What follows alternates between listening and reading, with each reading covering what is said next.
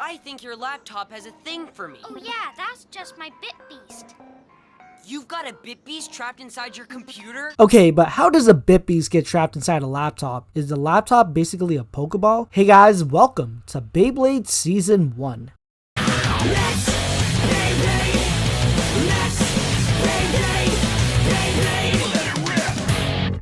Almost 10 years ago, I started a little or random project called Beyblade Review RANT Thoughts. And if you're wondering why I didn't name it something like History of Beyblade or Beyblade series retrospective, I honestly didn't know what to call it when I was making these videos. I've done a lot of Beyblade videos since then, such as Beyblade battles that were based on the anime and the manga, or showcasing my collection, and in my rewatch I had crazy theories and ideas that popped into my head. So I wanted to share those thoughts with people. To make matters worse, I decided to do it for every season, giving somewhat of an analysis and recaps for the entire show, even for seasons I haven't watched before. Anyway, if this is your first time here, welcome to Beyblade Review RANT Thoughts, an opinionated and serious analysis of a show that's about kids battling with spinning tops. And with a premise like that, you can see why it deserves serious analysis. So ever since my original, or even the remake of my Which is Better video on Beyblade, a lot of you guys have been asking me, why do I prefer the original Beyblade over the new Beyblade? Well, that's because the original is always better than the new one, and personally I just think it's a better series. But that doesn't mean the original series is perfect, because there are some flaws with it, but not as much as there are in later seasons. Now you might be wondering why I'm re-recording these videos in the first place. Well, for one, the original videos are outdated. They were made at a time where I didn't know how to do reviews properly, with crappy editing, long pauses, and I left a lot of my breathing in. I also did the first 4 parts when it was almost midnight, and you can hear the fan in the background in the first 2 parts because it was freaking hot that night. These re-edits will somewhat be the same as the original videos, but this time instead of covering just one episode and then recapping what happened after the first episode, I'll be recapping it from start to finish, which is what I did with the recent burst videos. Unfortunately this time around, due to content ID, I'll only have to show about 10 seconds or so of clips rather than showing 30 seconds to a minute of clips. Anyway, I'll be discussing the original series first before getting into the others. With all that out of the way, let's talk about the first season of Beyblade. Bakuten, or Explosive Shoot Beyblade, was created by Takao Aoki in September of 1999. The Beyblade manga ran from 1999 to 2003. An anime series was later adapted in 2001, which ran from 2001 through 2004. A movie was then released later on in 2004. It was then dubbed in the West a year later and was dubbed by the studio Nelvana Entertainment, who have produced a lot of Canadian and American cartoons in the 90s and early 2000s, such as The Magic School Bus, Franklin, and the Berenstain Bears. They haven't dubbed a lot of animes, with the exception of Cardcaptor Sakura and Metabots. Nelvana got a hold of the dubbing rights for Beyblade, as opposed to another dubbing company that was dubbing every 90s and early 2000s anime, aka 4Kids. The English dub premiered on July 6, 2002 on YTV during their Vortex Saturday morning block. The dub version of the original trilogy aired from 2002 to 2005. With the release of the show, they released the Beyblade toys that were made by Takara, now called Takara Tomy, and Hasbro. With each season, they would have different systems. The first being the Spin Gear or SG Core system, which came from the first season. The second being the Magna Core systems, as well as introducing RC Beyblades in the second season. And lastly, the third season introduces 2 new systems, being the Engine Gear system and the Hard or Heavy Metal systems, or HMS for short. At the height of its popularity, countries such as Japan, Canada, and America have hosted several Beyblade tournaments, whether it be national or worldwide. Anyways, let's get into the series itself. The series begins with the Blade Raider. Now, since I briefly mentioned this in my Burst Season 1 video, I'll do the same here since I didn't talk about it in the original videos. I'll be discussing both the English and Japanese openings. I'll start with the Japanese theme called Fighting Spirits, and it's okay. It just sounds like an old school anime opening. Kind of reminds me of the first Dragon Ball opening.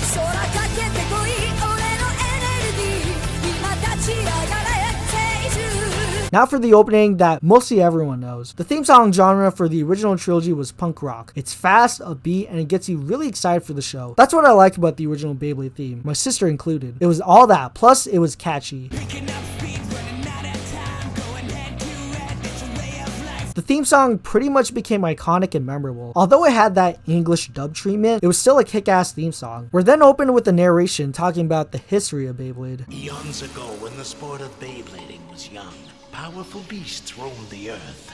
But as the old ways faded, The reawakened essences of the beasts heralded the dawning of a new age of champions. We then cut over to our main character of the original series, Tyson Granger, or Takao Kinomiya. And yes, I pronounced it properly this time around instead of Takeo. He's training with his grandpa named, Grandpa Granger. Well, actually, his name in the Japanese version is Ryu Kinomiya, but I'll just refer to him as Grandpa. Anyway, during their training session, Tyson realizes he's late for his match with one of his friends from school. Tyson tries to sneak out, but gets stopped by his grandpa. Oh, and there's also a small adult joke in this when Tyson mentions the birds and the bees speech to Grandpa. He takes Tyson to the Dragoon sword and tells him the sword has been in their family for generations. Now again, since I mentioned this in my Burst Season 1 videos, I'll do the same here. For whatever reason, similar to what 4Kids was doing in their animes, Nelvana was removing some scenes that were in the Japanese version, whether they were too violent or because of the runtime, or because it was unneeded. Anyways, Tyson heads out of the dojo and runs into one of his classmates, Billy or Nobuo in the Japanese version. He says they have a score to settle, but Tyson says he doesn't have the time for it. He takes him to the park, and the score to settle he mentioned before was a Beyblade battle. Tyson accepts Billy's challenge. Tyson's first Beyblade is Grip Attacker. However, in the manga, it was actually Spin or Ultimate Dragoon. Yeah, Tyson received Dragoon much earlier in the manga. Anyways, Tyson defeats Billy with the stadium out. Billy asks him why he always loses against him, but Tyson says this to Billy. It's not all just about the Beyblade. It's about how much time you spend practicing and perfecting your strategy.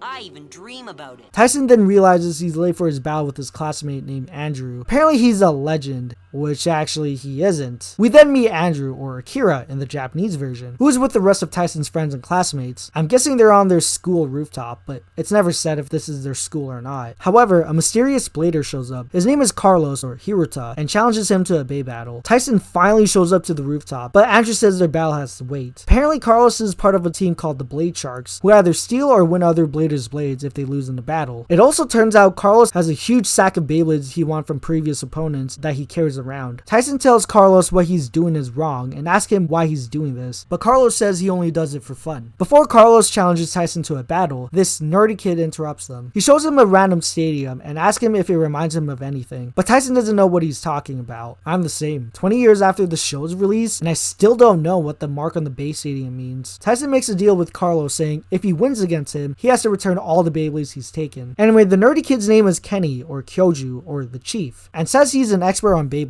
Oh, and he also has a bit beast trapped inside his laptop named Dizzy. And like I said in the intro, how does a bit beast get trapped inside a laptop? We sort of get an explanation in the next episode on how that happened, but it's just weird. Dizzy was created only for the dub. She was never in the original Japanese version of the show. Some people thought of the idea to be dumb, but honestly I like the character, and I believe she's truly a bit beast that's trapped inside Kenny's laptop. Anyways, the others are trying to figure out how they can defeat Carlos with a stronger and faster blade. Although Andrew is reluctant they can't beat Carlos, Tyson is confident that they will beat him by working together. After having supper, Tyson extends his ripcord, which is pretty much illegal to do in tournaments, and attaching it like that isn't really a thing you can do with the toy ripcords. Although he managed to extend his launch, it still isn't enough to beat Carlos. Tyson then notices a blue light outside his window, and it turns out it's the Dragoon bit beast. It charges right at him, but turns out Tyson was just daydreaming. He takes his training outside and tries to keep perfecting his launch. The next day, Kenny, Andrew, and the others, including Carlos, arrive at the place where almost every future episode of Beyblade is going to take place. Tyson finally arrives and battles Carlos. He manages to beat Carlos, but Carlos doesn't hold his end of the bargain. Before he runs off with a sack of Beyblades, he's stopped by the leader of the Blade Sharks, Kai Hiwatari. Kai tells Carlos he's proving himself unworthy to the Blade Sharks, and then proceeds to bitch slap him. Damn. Tyson asks him what his deal is and who he is. Kai responds to him saying he's the leader of the Blade Sharks. Tyson challenges him, but Kenny and Andrew warn him not to battle Kai. As mentioned earlier, he's the leader of the Blade Sharks, and apparently he hasn't been beaten before. However, Kai accepts Tyson's challenge. Kai's first Beyblade is Dronzer S, or Spiral. Once again in the manga, his first Beyblade was Ultimate Frostic Dronzer. Then it was Dronzer Auto Change Bouncer. Dronzer is obviously based on a phoenix, and its Japanese name is Suzaku. Anyways, their battle begins, and although Tyson does well in this match, it looks like Kai has something up his sleeve. Dronzer flies into the air and smashes Tyson's blade. Well, that sucks for Tyson. Before Tyson beats the piss out of Kai, Andrew stops him and says if he wants to beat him, he has to have a strategy. The next day, Kenny and Andrew show up at Tyson's house before being surprised by Grandpa. They ask him where Tyson is, and Grandpa says he's training in the dojo. Shortly after, they meet up with Tyson and ask him if he's calmed down from the battle earlier. Tyson says he'll get back at Kai, but Andrew says although he may think that, he mentions Kai is the best Beyblader in town. He tells him his team is looking for the strongest and most powerful Beyblade there is. Kai is even looking for the ultimate bit beast that no one can ever beat, probably even more powerful than his Dronzer. Tyson isn't worried and says they should make the ultimate blade in order to beat Kai's Dronzer. As I mentioned earlier, this episode basically explains how Dizzy, or Dazara, which is actually her real name by the way, got into Kenny's laptop. One day, when I plugged in my laptop, there was this massive power surge. And before you know it, zap, I heard this voice. Hi, Dizzy. What took you so long, Chief? Gee, I was beginning to think you didn't like me anymore. The four start working on Tyson's new blade. Meanwhile, at the Blade Shark hideout, No, please, Kai! You can't do this to me! Too late.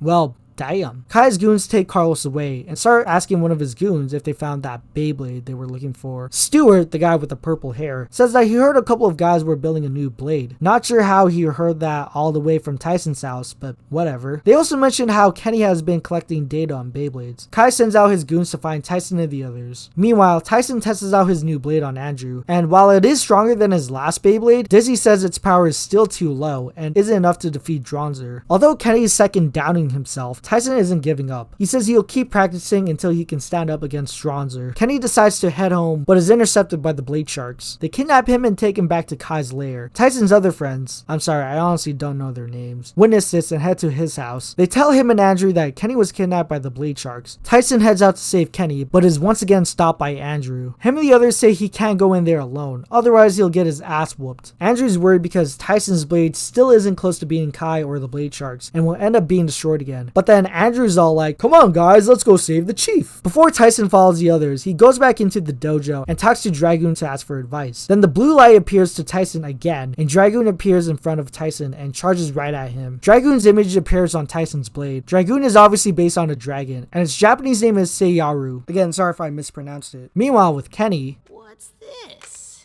Welcome. You have new mail.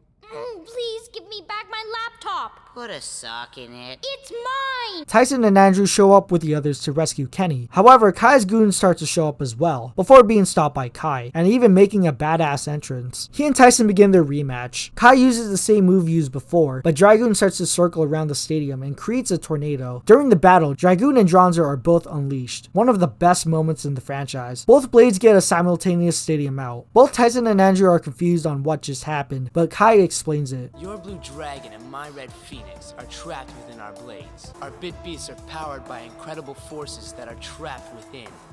Yours is the power of the dragoon, and mine is powered by the Dronzer. In the ensuing battle, Dronzer is damaged and Kai walks away. Kenny thanks Tyson for saving him and says he still has a lot more to learn about Beyblades. Tyson says not to worry about it, and when he battles Kai again, he'll show him who's king of the blades. But Tyson, what if your blade's not powerful enough? Andrew, you literally just saw Tyson's blade unleashing a blue dragon, right? You even questioned it earlier. Anyways, the first two episodes are great starts to the series. It introduces characters like Tyson, Kai, Kenny, Andrew, Billy, etc. It's fast paced and nothing drags. We don't know much about Kai other than he's the leader of the Blade Sharks, or even Tyson. All we know is that he lives with his grandpa, and that's about it. Heck, we don't even know much about Andrew or the others. After this episode though, Andrew and Billy don't show up again, except for appearing almost halfway through the season. Fun fact, in the manga, Billy and his gang were originally part of the Blade Sharks. In the following episode, we're introduced to the next character and future Bladebreaker member, Max Tate, or Max Mizuhara. He shows up after him and Tyson save a dog. Max says he moved from America with his dad. His dad even owns a Beyblade shop. Max brings Tyson and Kenny to the shop because Dragoon got damaged after saving the dog. I have to note that in this scene, there's a change of dialogue between the Japanese and English dub versions. In the Japanese version, Tyson asks him why his mom isn't with them. Mr. Tate says they aren't living together because she lives in America while he and Max are currently living in Japan. Tyson name drops his mom, saying she died when he was young, most likely after she gave birth to him. He also name drops his dad and mentions he has a brother. I'll talk about him once we get to the 3rd season. However, in the dub, they replaced it with "My launch was off the mark." They take Tyson and Kenny to the basement and reveal to them they have their own built-in base stadium. He asks Max if they can train together, but Kenny doesn't think it's a good idea because they just met the guy. Don't you find it strange that we happened to bump into the new expert Beyblader in town just in the nick of time? It's obvious you're worried Max is trying to take your place.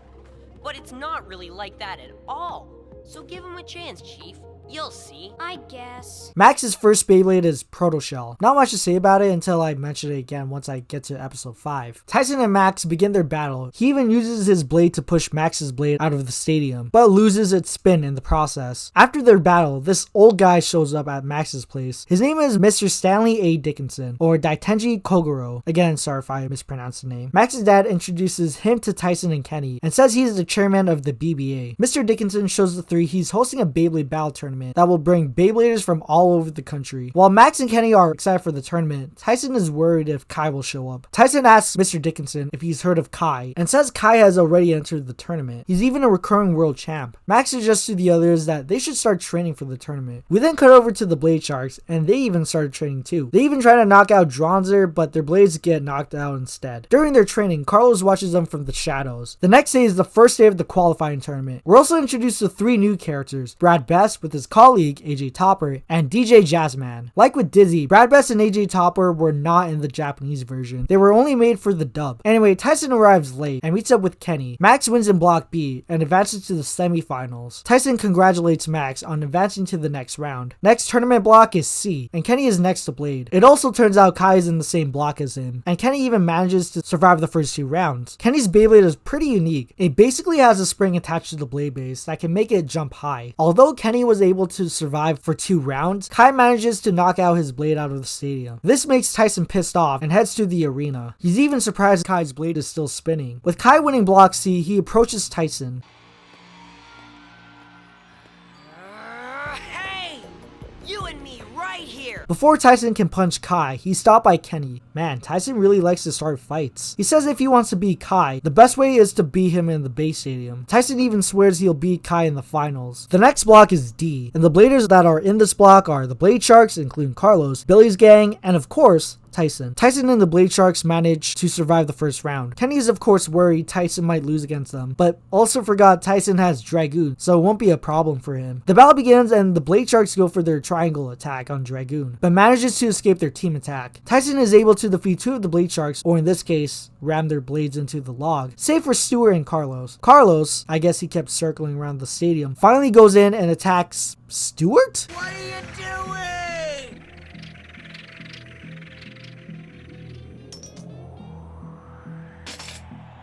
The audience, including the Blade Sharks themselves, ask why he attacked his own teammate. Carlos says he didn't betray them or anything. He says it's survival of the fittest, and says he is sick and tired of being told what to do. It's also to get back at one of them for destroying his blade from 2 episodes ago. Tyson talks back to Carlos and tells him this. You don't understand the first thing about Beyblading. It's a game and it has rules.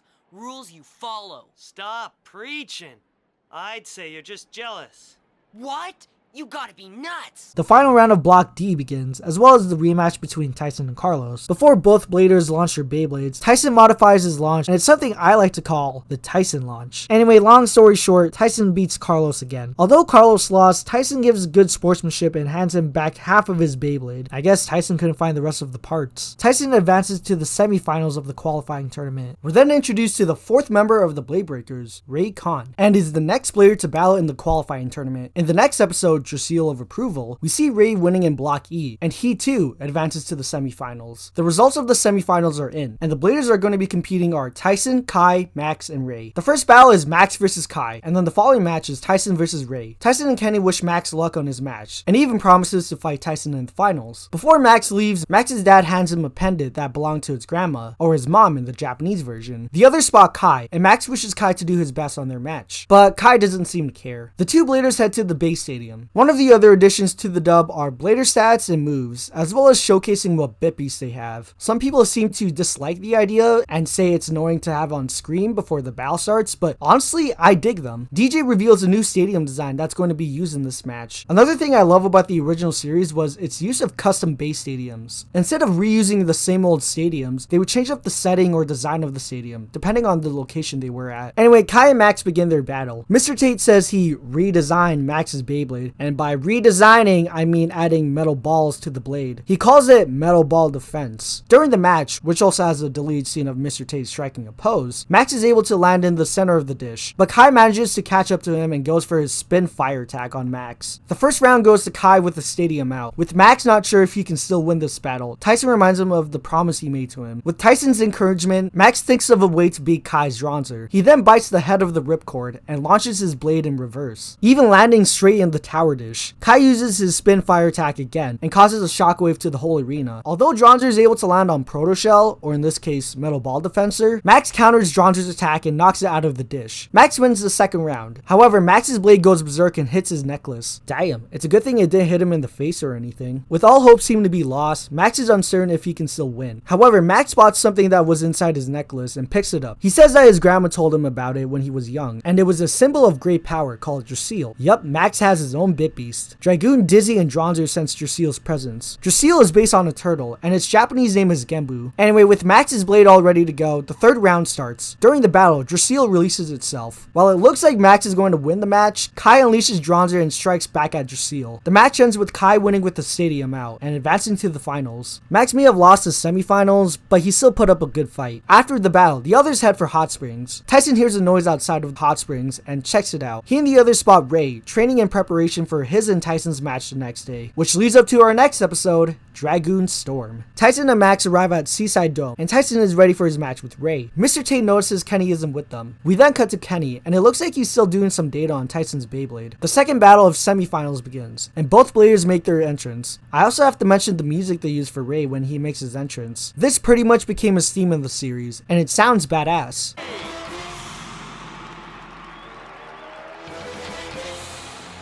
Tyson notices Kenny isn't in the audience, but that won't stop him from his battle with Ray. Ray's first Beyblade in the anime is Drigger-S, or Slash. This Beyblade was kept the same in the manga as well, so there wasn't a Drigger before this one. And so the battle begins. Dragoon uses an after-image technique and attacks Drigger from above, but Drigger is able to make itself disappear and attacks Dragoon with its Tiger Claw attack. Ray wrecks Tyson's blade and wins the first round. The aftermath of the battle shows Dragoon all scratched up. Then Ray suddenly, walks off. He says there's no point in battling anymore because of the condition Tyson's blade is in. However, Kenny finally shows up and helps Tyson repair his Beyblade. Kenny says Ray's Drigger shattered his attack ring and is beyond repair. However, Kenny and Dizzy designed a new attack ring, which looks exactly what it used to look like. He says that it's made from a special indestructible alloy that can withstand attacks such as Ray's Tiger Claw attack. With Dragoon fixed, which is finally called Dragoon Storm, Tyson is ready for his rematch. Meanwhile, with Ray... Okay, Ray, now explain.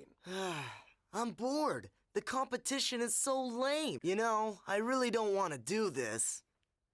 I could beat every one of them with my eyes closed, if I wanted to. Tyson and Ray return to the stadium, and the second round starts. Ray goes in for his Tiger Claw attack again, but has no effect on it this time. Tyson counters it and uses his special move called Storm Attack. Although Ray is impressed, he counters back and releases his Bit Beast. Drigger is based on a white tiger, and his Japanese name is Byako. Kai apparently has heard about Drigger, and I guess he thinks Ray is going to be the one to battle him in the finals. Ray once again uses his Tiger Claw attack, but Tyson counters it yet again. Kenny tells Tyson that the defense ring isn't built for attacking. Yeah, thanks for telling that at the last minute, Chief. Tyson finally unleashes Dragoon while using Storm Attack, and both Bit Beasts clash. The second round ends with Tyson winning with the stadium out. Ray congratulates Tyson for winning the second round. He says that there's no point in battling anymore and forfeits the match. Tyson is confused why he just randomly surrendered, even though the match is supposed to be best out of 3. After Ray leaves, he's approached by Mr. Dickinson. There's no point to continue. I don't have anything to prove. And you saw him. He beat me fair and square. He tells Mr. Dickinson he wants to join Tyson and the others. With Ray withdrawing from the semifinals, Tyson advances to the finals to battle Kai, which leads up to our final episode of the Qualifying Arc, or some people call it the Bladebreakers Arc, 13 Candles. Tyson prepares for his match while waiting for Kenny to make repairs on Dragoon. What's weird is that Kai's in the same room as them. okay? Grandpa shows up and surprises Tyson. Tyson thinks he's there to do some training with him, but he's actually there to remind him that today's a special day for Tyson. It turns out it's his birthday, hence why the name of this episode is called 13 Candles. But in the Japanese version, it's actually a victory celebration party for Takao. Tyson offers ehomaki, or in this case, cake in the dub, because that totally looks like a piece of cake, to Kai, but then walks out of the room. And so the finals begin. Tyson wishes Kai luck in the match, but Kai just scoffs it off. The first round begins and Tyson goes in for his storm attack. The first match ends pretty quickly, with Kai getting him and his blade knocked out with the stadium out. Although Tyson won the first round, it looks like Kai was just going easy on him. He then proceeds to remove his wristbands, or armor, whatever they are. Honestly, Kai looks weird without them. The second round starts and Tyson uses storm attack once again. However, Kai is able to counter the attack and unleashes Dranzer. Quick, Dranzer! Now's your chance! Oh, I'm sorry, it's pronounced Dranzer, not Dranzer. Even the characters are pronouncing it like that, except for Dizzy. Anyway, Kai uses his fire arrow attack and knocks out Tyson and Dragoon with the stadium out. With both players tied, the final round starts. Both players use everything they got and unleash their Bit Beast. What I especially love in this battle is the use of the theme song. Unlike other animes at the time, like Pokemon or Yu-Gi-Oh!, they sometimes don't play their theme song when something epic happens or is about to happen, or when there's a battle. Even if the theme song isn't that great, it still gets you pumped up and excited for the show. Anyway, during the battle, both players collide at each other, which creates a flashbang. With both players confused on what just happened, their Beyblades disappeared, but it turns out they were just above them this whole time. With the match coming to an end, both Beyblades start to land. Dragoon manages to return to the stadium, while Dranzer spins out of the dish. And with that, Tyson wins the National Beyblade Championship Tournament.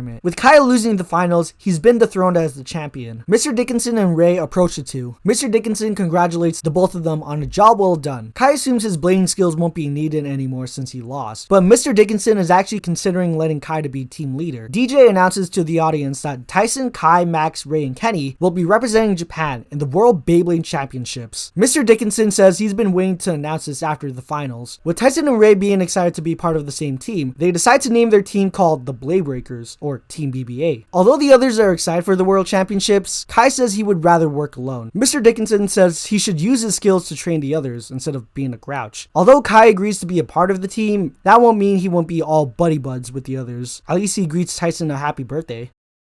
In the next episode, we see Kai talking to a man in black. He tells him to continue to get the power of the Bit Beast, and it turns out it's Kai's grandpa. I wonder if Kai has the power to steal the other Bladers' Bit Beast. Nah. Besides, I don't think Kai would betray the team later. We cut to an airplane where the other Bladebreakers are on, except for Tyson, who overslept. He manages to make it in time before they depart. Kenny gives Tyson a new launcher grip that he's been working on. This launcher grip is called the Catapult Grip Shooter. It's a cool looking grip, but unfortunately Tyson doesn't keep it for long in the series. Anyway, the team arrives in China. Mr. Dickinson informs the team that their flight has been delayed due to a storm, so they decide to stay in China for the night. Meanwhile, Kai is still acting like a dick. Will you learn to grow up? This isn't playtime, remember?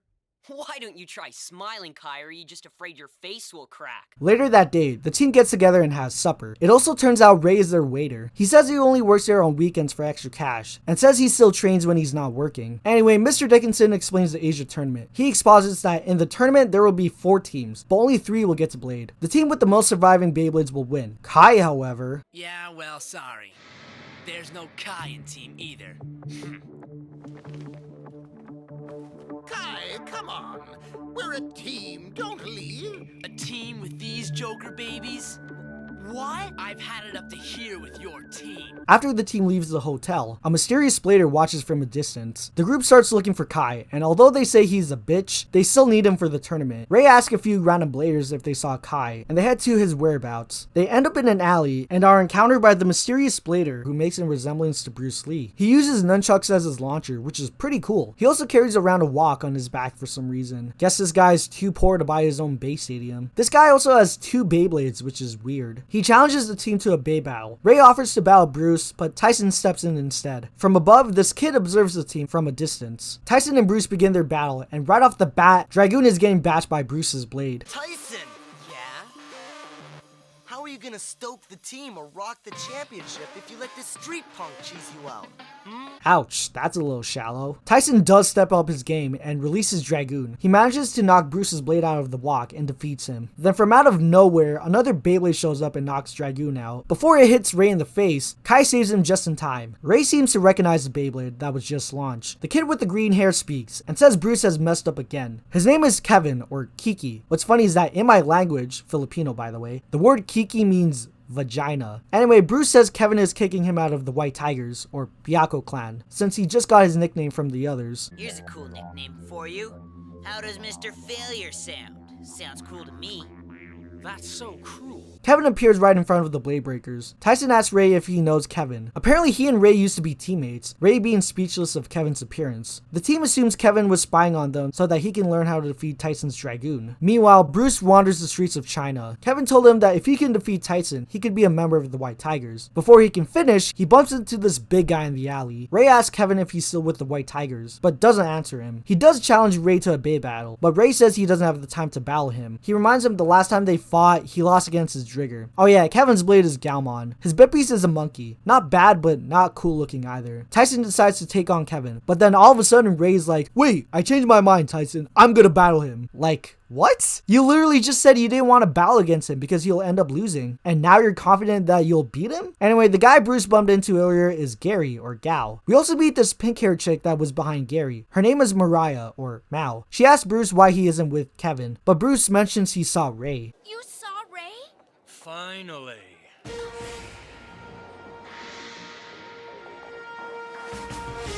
Tyson and Kevin begin their battle. Dragoon goes in for the attack, but Galmon dodges it. His blade randomly starts to wobble. Dizzy says Kevin's Beyblade has the ability to wobble without losing any of its rotation speed. Kevin unleashes his bit beast and uses his crazy monkey attack on Dragoon. Kevin wins the first round with the stadium out. Even though Tyson lost in the first round, he isn't upset he lost. He's just happy he had an amazing battle. Anyway, they begin their second battle and Kevin goes in for his crazy monkey attack. However, Tyson was just waiting for Kevin to use his attack at the right time and uses his storm attack, knocking Galmon out of the wok. Before they can start their third battle, Bruce returns with the White Tigers. Mariah tells Kevin what he's doing is against his team's rules. I can explain. I was just having a little fun. Why did you tell her? Brucey! Don't get mad at him because of your stupidity. You clearly broke our rules. Kevin tells him he's only there to battle Ray, but Mariah says there's no one there by the name of Ray. Ouch. Kevin then runs off like a bitch. The two teams ask who they are. Ray then approaches the White Tigers and asks Mariah why they're following him after they said they didn't want to see him anymore. She says that they're going to compete in the tournament, even calling Ray a traitor. Mariah says they're going to win the tournament with or without him. Although Ray doesn't know what she's talking about, Tyson assumes they want him back on the White Tigers and want to split the team up. We then meet the leader of the White Tigers, Li Wang, or Rai Chen. Yeah, I can see why they changed his name to Li in the dub, because Rai sounds similar to Ray. Granted, it's actually pronounced Lai, not Rai, but whatever. Anyway, Lee approaches Ray and they talk. Lee says he didn't come to cause trouble, but then proceeds to call the Bladebreakers a bunch of amateurs. Mariah even says they don't even look like they're bladers they should be dealing with. A bit contradicting, don't you think? Ray stops them from leaving, but Kai interrupts them. He challenges Lee to a battle, but isn't interested because they have to follow the White Tigers code. Whatever that is. Mariah, however, challenges Kai instead, but in return, Kai isn't interested. Well, I'm sure this will go well.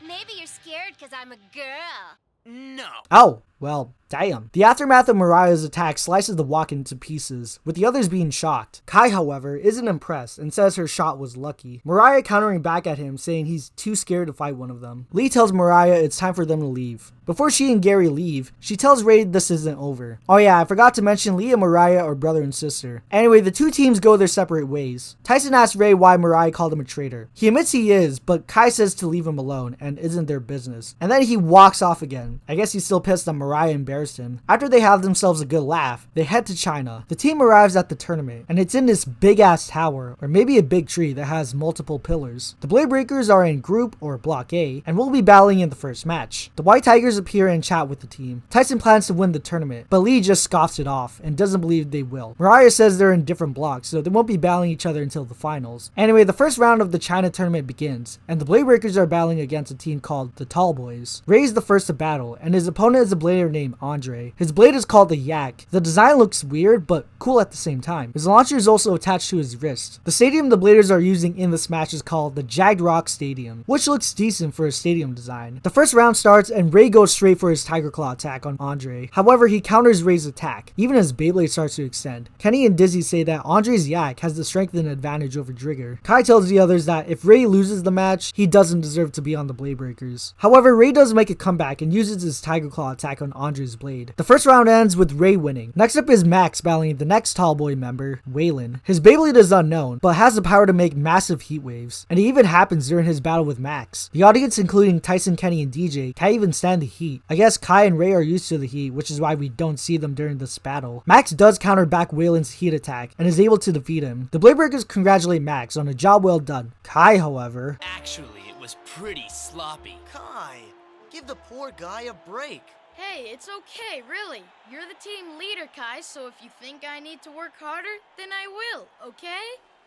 man, what a dick. The next is the final round, and Tyson is up next. His opponent is Tommy, and like with Andre, he has another kick-ass launcher. It's on his leg, and launches when doing his martial arts moves. Kenny seems to recognize Tommy's style. Ray says it's called Thai-style boxing. According to legend, the most dangerous move of all is the Wei Tai kick. Tyson unleashes Dragoon and goes right for his storm attack on Tommy's blade, but that somehow backfires as Tyson's blade creates a typhoon. Tommy strikes back at Dragoon and even bounces on it constantly. Kenny assumes Tommy's blade is spring-loaded, which makes it rebound so quickly. Tommy knocks Dragoon off a cliff, even coming after it, but Tyson uses storm attack again and defeats Tommy with the stadium out. The Bladebreakers win the first match of the Asia tournament. The Tall Boys congratulate Tyson. It was an honor to battle against you, my friend. Put her there, bud. Hey, anytime you want to sign up for a rematch, I'm in. I gotta admit it though, you almost had me there. Mr. Dickinson congratulates them. He also tells them to prepare for the next few matches, as they might face the White Tigers, and they waste no time and head to the next wing. The White Tigers taking the lead by 2 points. We're not sure who they're facing against, but we see Mariah the one blading for the White Tigers. This is a good time to talk about her Beyblade. Mariah's blade is Galax, and her bit piece is supposed to be based on a cat. Fun fact, this Beyblade was never released for the toys. From what I've heard, Takara was planning on releasing this Beyblade, but canceled it because a lot of kids in Japan weren't interested in the female bladers Beyblades, which was a dumb decision. I would have loved to see Takara or Hasbro release this Beyblade. After all, there were a lot of girls, particularly in the West, who grew up watching the show and started playing the sport, mainly because they had older or younger brothers who watched it too. Anyways, Mariah defeats the unknown blader and slices their blade in half in the process. Damn. Max and Kenny are shocked by Mariah's blade and are worried they might beat them, but Tyson is just excited to face them in the tournament. In the next episode, Kenny is making repairs and deciphering the White Tiger's bit piece. He also has a few random Beyblades laying around, as well as Carlos's Beyblade from episode 4. Don't know what's up with that. I mean, it's not like the Bladebreakers will use any of those other Beyblades, so why bother having them? Who knows, maybe those are spare Beyblades Kenny can use. Meanwhile, Kevin sneaks out and heads to the end where the Bladebreakers are staying. Before he can leave, he's stopped by Mariah. Kevin tells her he's going to the Bladebreakers room to steal or destroy Ray's Trigger. Don't know how he's going to do that since they're all asleep, and he got his ass kicked by one of them, but whatever. He also tells her not to tell Lee, but Mariah tells Kevin this. If there's one thing I hate, it's a snoop. You better get back to your room right now. Was just trying to give us an edge, Mariah. Kevin also tells her that he's going there to get revenge from his battle with Tyson. He also has to defeat Ray in battle so that he can earn Lee's respect. Mariah tries to stop him from going, but he runs off. Meanwhile, at the Bladebreakers compound, Kenny's trying to build different combinations for Tyson's Beyblade, which is pointless because Tyson's blade is already strong as it is. Even Dizzy says it wouldn't work because it's too unbalanced. Kevin arrives and manages to find where Ray and the others are. He tries to launch his Beyblade at him, but is hesitant after what Mariah said to him. Also, who the hell sleeps with their Beyblade, let alone holding it? So instead of taking Ray's Trigger, he decides to take some data from Kenny's laptop. After Kenny leaves the room to get some tea, which doesn't look like he's making tea, but instead coffee, he wastes no time and copies the data from the laptop using a floppy disk. Kevin runs off with the disk with Kenny chasing after him. Before he can go back to his room, he's intercepted by Ray. How long has he been waiting there, by the way? Wouldn't he be soaking wet by then? Ray asks Kevin to give back the disk, but like the little bitch he is, he doesn't. Ray even says that's not how his team operates, but Kevin says this to him. You're nothing, and if you think I'm gonna let you walk all over me, think again. Come on, Kev. And to make matters worse, you ripped out Mariah's heart when you left. No big deal. We don't need you anymore, Ray. We never did. You're just a traitor! Man, this team really hates Ray's guts, huh? Kenny finally wakes Tyson and the others up. He informs them that Kevin has infiltrated their base and has stolen data from Kenny's laptop. Ray once again asks Kevin to hand over the disc, but Kevin says the only way to get the disc back is by beating him in a battle. And so their battle begins, with the Bladebreakers rushing over to Ray and Kevin. During their battle, Kevin unleashes Galmon. Ray releases Drigger as well. Then Kevin, for some reason, says he doesn't want to fight anymore and end the battle in the draw. Ray saying it's too late now, and his friendship is history to him. Kevin then pleads to him, and then this happens. And now what? What in the world's going on?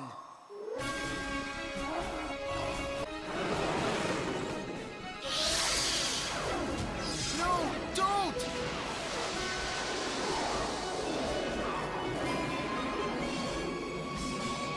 Till this day, this is probably one of the dumbest things to happen in the franchise. So Drigger left him because he fell for his act? What? Drigger was all like, bye bitch. Anyway, with Drigger leaving Ray's Beyblade, Lee wakes up, realizing Drigger has left Ray. Mariah also realized something went wrong. With the battle still going, Tyson steps in and knocks Galmon out of the stadium. Tyson is just glad he and the others came to help. Kevin laughs at Tyson because he called Ray his bud. Ray is confused about what just happened earlier and questions if his bit beast is gone forever. Tyson challenges Kevin again and once again takes Ray's place. They begin their battle and Kevin goes right for his crazy monkey attack on Tyson, but it just looks like Galmon is pushing Dragoon rather than attacking him head on. Tyson says the battle is far from over and doesn't expect to lose, even telling Kevin that he doesn't have any friends or know what being a friend is. He manages to defeat Kevin again after releasing Dragoon and using Storm Attack. Kevin hands over the floppy disk and leaves. Kai then has a chat with Ray. You let the power of your Drigger slip right through your fingers. And now you're left with nothing, Ray. You know, I always thought you were smarter than that, but I guess I was wrong. Kai says there's nothing they can do now to get Drigger back. Lee asks Mariah why she's up, but she says it's nothing. We even see Mariah has feelings for Ray, which will be a thing in later episodes and the rest of the series. The next episode is technically a filler, but I'll just mention it briefly, since this episode has character development for Ray. At the White Tiger compound, Lee confronts Kevin that he stole the Bladebreakers floppy disk from earlier. Lee even calls him a disgrace to their team and takes away his blade, or rather, Gary taking away his Beyblade. Mariah tells Lee that she saw Drigger leaving Ray's Beyblade that night. Lee says Ray got what he deserved. Later that day, Ray decides to leave and even leaves a note for the Bladebreakers. The others inform to Mr. Dickinson, but he says he already spoke with Ray earlier. He tells him that Ray was sorry and isn't worthy of being part of the team because he doesn't have his bit beast anymore. Mr. Dickinson even tried convincing him to stay, but he didn't listen. Later on, Kai asks the team why they aren't practicing for their match. Tyson reminds Kai they're one member short. Kai says he isn't worried about it and says that Ray will return when the time comes. He's even certain Ray will get his Drigger back. Tyson decides to search for Ray and leaves the others for a bit. We then cut to Ray practicing on a mountain. Mariah then shows up and knocks out Ray's Beyblade. The two of them chat. So Ray, why did you run away? You know why. I'm useless to my team without my bit beast. So you ditched them? Well, you did the same to us. You think it'll be different this time? I don't think so. Two wrongs don't make a right. Ray and Mariah start to reminisce with each other about their experience with Beyblade. She recalls that she and Lee would watch Ray battle other bladers behind a grocery store. Ray says that during his days of blading, he would learn the history behind the sport and his ancestors. In ancient times, the tops would be used in wars and were used as weapons. The weapon they used was called a bay, which looks similar to a ninja star. These weapons were made out of metal alloy, which is the same material used for crafting a Beyblade. He also exposits that in his research, his ancestors would use ancient beasts to battle their opponents, and whoever owns a special Beyblade that contains an ancient beast must pass it down to the person who is worthy of its power. Ray also mentioned that Lee's grandfather gave him Drigger rather than passing it down to him. I'll get back to that later. Anyway, Mariah asks Ray what he's going to do next, but Ray says he isn't sure yet. She says if he hasn't decided yet, maybe he can consider her offer to come back to the White Tigers. Oh yeah, because I'm sure Lee and the other two would just welcome Ray with open arms, because I'm sure that's how it works, Mariah. While Ray does have second thoughts of coming back to the White Tigers, Tyson and Max overhears their conversation. How did Tyson and Max find them? Well, Tyson went off to find Ray and assumed he was on top of a cliff somewhere. Max came along because he wanted to inform Tyson that the tournament was moved to the next day rather than today. Anyway, Ray says he isn't good for the Bladebreakers anymore, but Max reminds him that he's their friend and teammate. Tyson makes a proposal for Ray and challenges him to a Bay battle. He says if Ray wins, he gets to make his own decision, but if he loses, Ray has to come back to the Bladebreakers. Fight me instead! The very same challenge, but you battle me instead of Ray's Drigger. Jeez, this girl is crazy. However, Ray accepts Tyson's proposal, regardless of not having his Bippies. Before their battle starts, Mariah reminds Ray that even when he was young, he didn't need the White Tiger Bippies to be his opponents, and that encourages him. And so their battle begins. Ray's blade goes in for the attack, but Tyson uses Storm Attack against Ray, which doesn't seem to faze him. Although it looks like Ray's Beyblade is getting sucked in by Tyson's attack, Ray goes in for his Tiger Claw attack, which begs the question, how is his Beyblade still able to do that move even without Drigger? Then again, they did say he practiced the move when he was younger. He even keeps referring to his Beyblade as Drigger, even if Drigger's spirit isn't physically in the Beyblade. Anyway, long story short, Ray defeats Tyson. Although Ray won, Mariah assumes he's gonna come back to the White Tigers. However, Ray says this to Mariah. I'm not gonna be coming back with you. Huh? Sorry, Mariah, but I've got to go back to the Bladebreakers. I sure hope you understand. But I think I've found a new home. And hopefully we can stay friends no matter what. With Ray and Mariah on good terms with each other, as well as rejoining the Bladebreakers, Lee appears. He asks Mariah why she's with Ray, but she said she was worried for Ray. But come on, isn't it obvious already? She has a crush on him. Both her and Lee depart the mountain, Naruto style. The next day is the second day of the Asia tournament. The quarterfinals begins, with the White Tigers against another team called the Spin Shepherds. The bladers for the first match are Gary and Bobby. The stadium for this match this time is based on the Great Wall of China, which is a crazy looking stadium design. I have to note the Spin Shepherd's blades for a sec. Bobby's blade, for instance, has wool around it, which obviously resembles a sheep. It looks weird design-wise, but unique at the same time. Oh, and since this is the first time we see Gary's blade, I should mention his Beyblade too. Gary's blade is Galsley. His Bippies is based on a bear, which looks pretty badass. Anyway, their battle begins. Gary goes straight for his attack, but his attack backfires. Bobby tells Gary his Beyblade is wrapped in a thick coat of wool that can absorb all of his attacks. Fun fact, Bobby's voice is the same as Lee. Meanwhile, Gary unleashes his Bippies on Bobby. However, even with owning a Bippies, Gary's blade gets knocked out of the stadium after being distracted by Mariah. The next round is Mariah against the next Spin Shepherds member, Doug. His Beyblade is pretty much the same as Bobby's. Long story short, Mariah slices Doug's blade into pieces. Doug takes it well. No! That battle was over before it started. Doug never stood a chance. The next and final battle begins with Lee against Bruno. Lee's blade is Galleon. His Bippies is obviously a black lion. What's odd is that only 2 out of the 4 White Tiger members have tiger or cat themed Bippies, while the other 2 are a bear and a monkey. Bruno's Beyblade is different from his teammates. The design of the attack ring resembles some sort of wolf or something. Anyway, Lee and Bruno's battle begins. Lee shows Bruno the power of the White Tiger, even calling out Ray. You've proven yourself unworthy of the White Tiger. Now I'll show you once and for all that the power of the White Tiger should be mine. Lee uses the same Tiger Claw move Ray has, which pisses him off, and Lee goes in for the attack. He defeats Bruno and destroys his blade in the process. Max asks Ray how Lee knew the Tiger Claw move. Even Ray asks Lee how he knew that move. The White Tiger belongs to me. But that's Ray's Bit Beast, not yours. At least it was before it disappeared. Yeah, how dare you claim it as your own? Oh, really, guys? So, what do you think, Raymond? Maybe it's about time you told them the truth. He exposits him and the White Tigers grew up together in the same village. They would even train and do chores together. Lee even mentions him and Ray used to be friends. As I mentioned earlier, Lee's grandfather gave Ray the White Tiger Bippies instead of passing it on to Lee. Although Lee was upset he didn't get chosen to be the owner of the White Tiger Bippies, he's glad it was in the hands of Ray. However, one night, Lee and the others go to his grandfather to ask why the villagers are upset. His grandfather, which by the way looks like a Disney character reject, says Ray left town. You mean he took off with the White Tiger? That's right.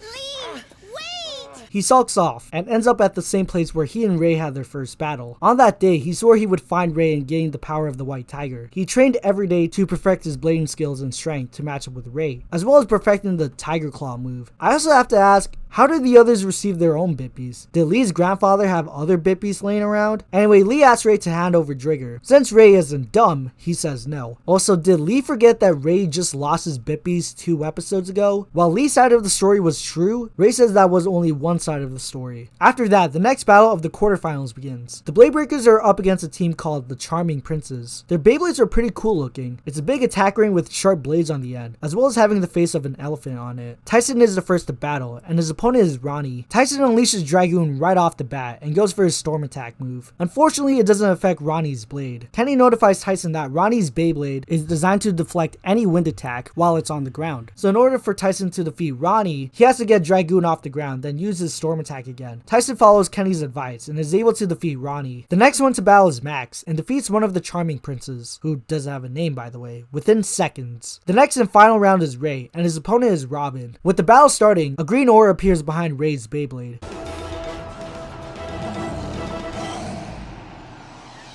He's back? But how? Huh?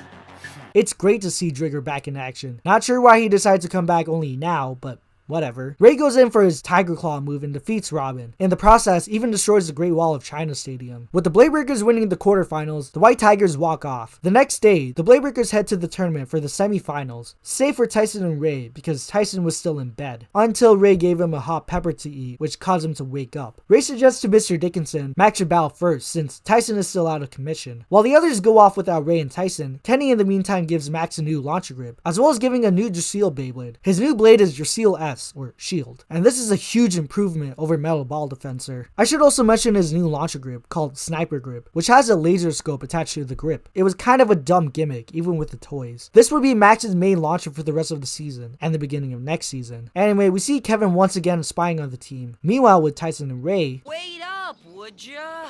Man, my mouth feels like something furry died in it. Would you please quit your belly aching? while the two do get a ride to the tournament, the ride is interrupted due to traffic. It turns out there was a landslide that caused the traffic. With no other options, Ray and Tyson decide to run to the tournament instead. Lead the way, tough guy, and I'll be right behind you.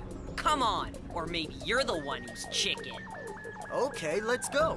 It shouldn't take us too long. It's about 10 kilometers. What? About 10K? Meanwhile, the remaining Bladebreakers arrive at the tournament. While Max and Kenny are still worried about Tyson and Ray, Mr. Dickinson says to continue the tournament even without them. Max is the first to blade, and their opponent is a team named the Blade Hunters. Not sure how this team managed to make it this far into the tournament, but I'll get back to that in a bit. Anyway, Max is battling Chucky. His blade is a weird one to describe. It's basically a damaged Bakuten with a piece of wood that's on the attack ring and a screw on the blade base. With Max preparing for his match with Chucky, Tyson and Ray are still trying to get to the tournament. However, a random boulder comes right at them. Although none of them got hurt by the rock, it did cause Ray to sprain his ankle. Seriously, ouch. Ray suggested Tyson to keep heading to the tournament, but Tyson refuses to leave Ray. Please, take a break.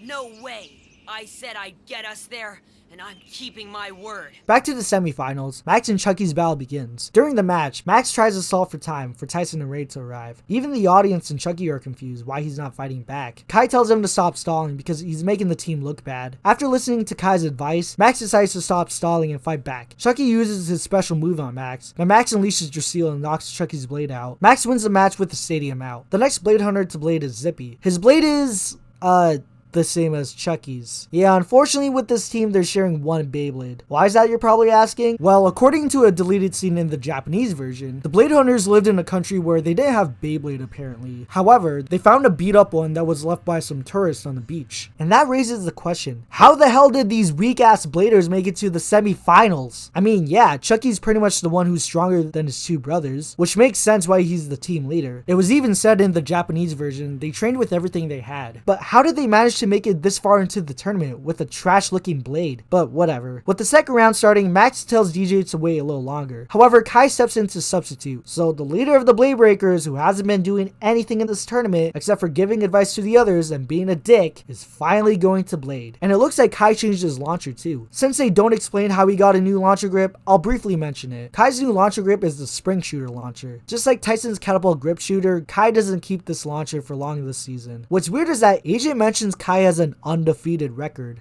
Did the BBA forget Tyson defeated him back in the qualifier finals? Or did the riders forget? Although it is pretty funny when AJ acknowledges the fact how the hell the Blade Hunters made it this far. Anyway, the second battle begins and Kai defeats Zippy within seconds. Huh.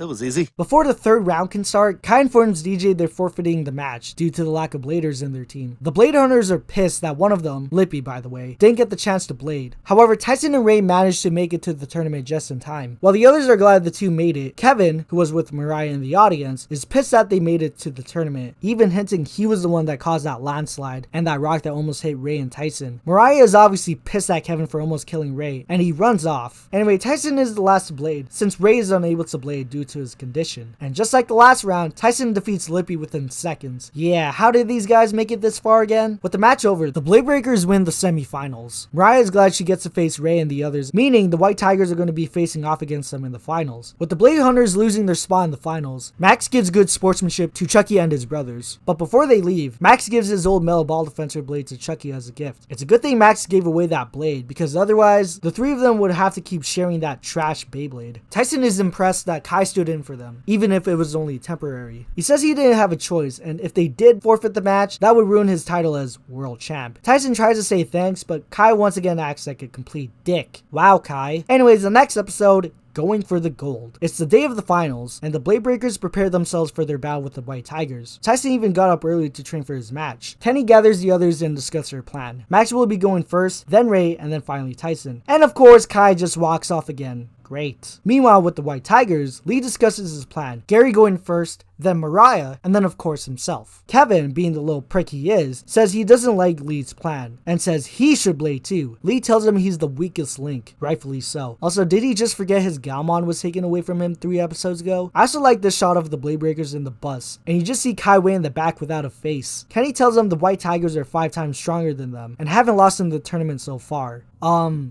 What? Did Kenny just forget the White Tigers lost 1 match ago? Gary literally lost to one of the Spin Shepherd Bladers. Talk about bad writing. Max is worried, but Tyson isn't, and says they can take them without a sweat. Kenny gives Max a pep talk before his match with Gary. Although Max says it's a piece of cake, Kenny says he shouldn't let his guard down against Gary. Martin up, Max. This isn't a joke. We lose 2 rounds, you're out, and they go to the championships.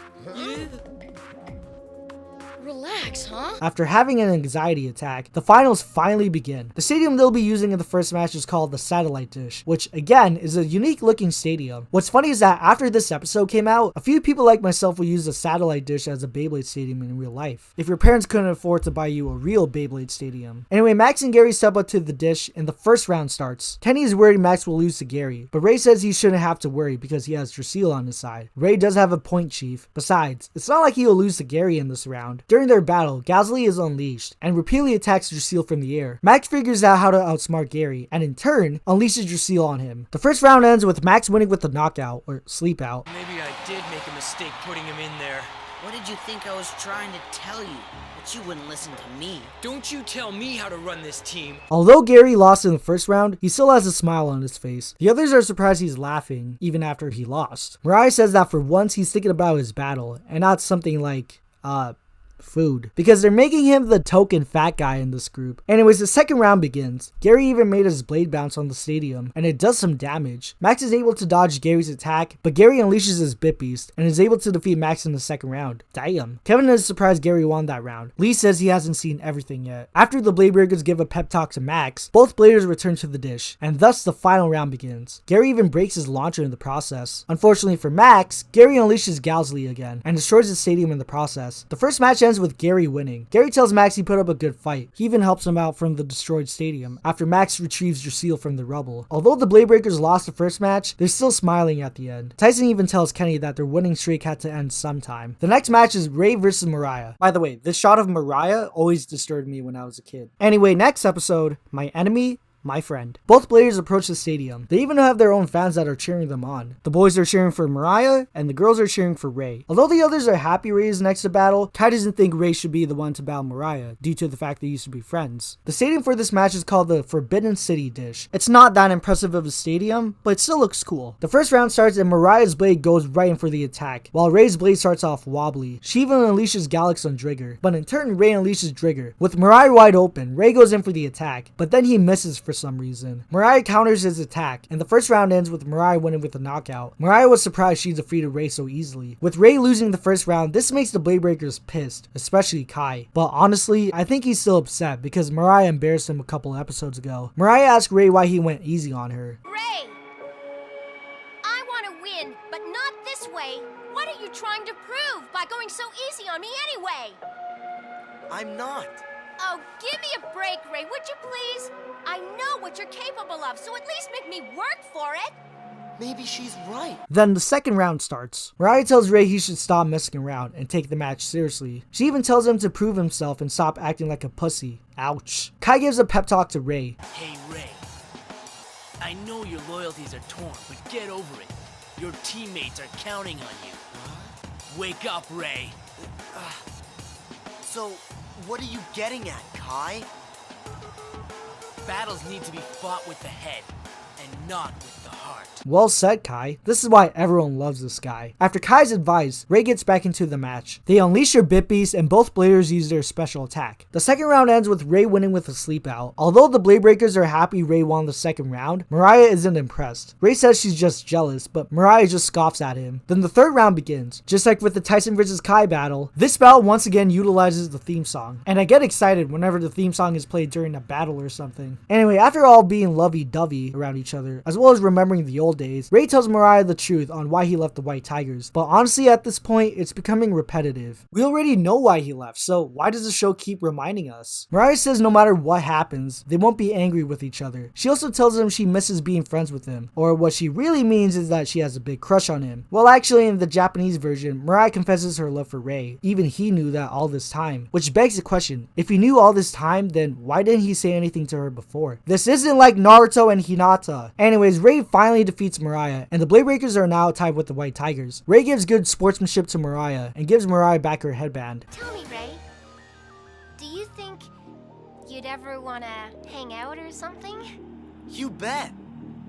I'm glad you asked, because I was thinking the exact same thing. Yeah, Ray, that let's hang out sometime thing is most likely a date, not a Beyblade battle. Although Mariah and Ray are on good terms now, Lee gets pissed at Mariah, even calling her a disgrace to the team. Ouch. Anyway, Tyson is next to Blade, and his opponent is none other than Lee. Before their match starts, Kenny gives Tyson a new launcher. The design of the launcher is pretty unique, with the dragon head sticking out. This launcher is referred to as the Dragoon Shooter. This would remain as Tyson's launcher until the end of the season, as well as the beginning of the next season. Anyway, the stadium that's used in this match is called the Desert Stadium. Not much to note on, but it's still a unique looking stadium. After Lee trash talks Ray, even saying leaving the White Tigers was the biggest mistake he's made, the first round of Tyson's battle with Lee begins. Tyson goes in for the attack, but Lee uses his Dark Lightning attack and sends Dragoon flying out of the stadium. Lee wins in the first round. The Bladebreakers are confused why Plan A didn't work. Dizzy explains that Lee's Dark Lightning attack has changed, and that Galleon can harness more energy while still inside his Beyblade. She calls it Bit Beast intuition. Lee once again trash talks Ray. Tell Ray that if he'd stayed with the White Tigers, he would have learned my energy trick too.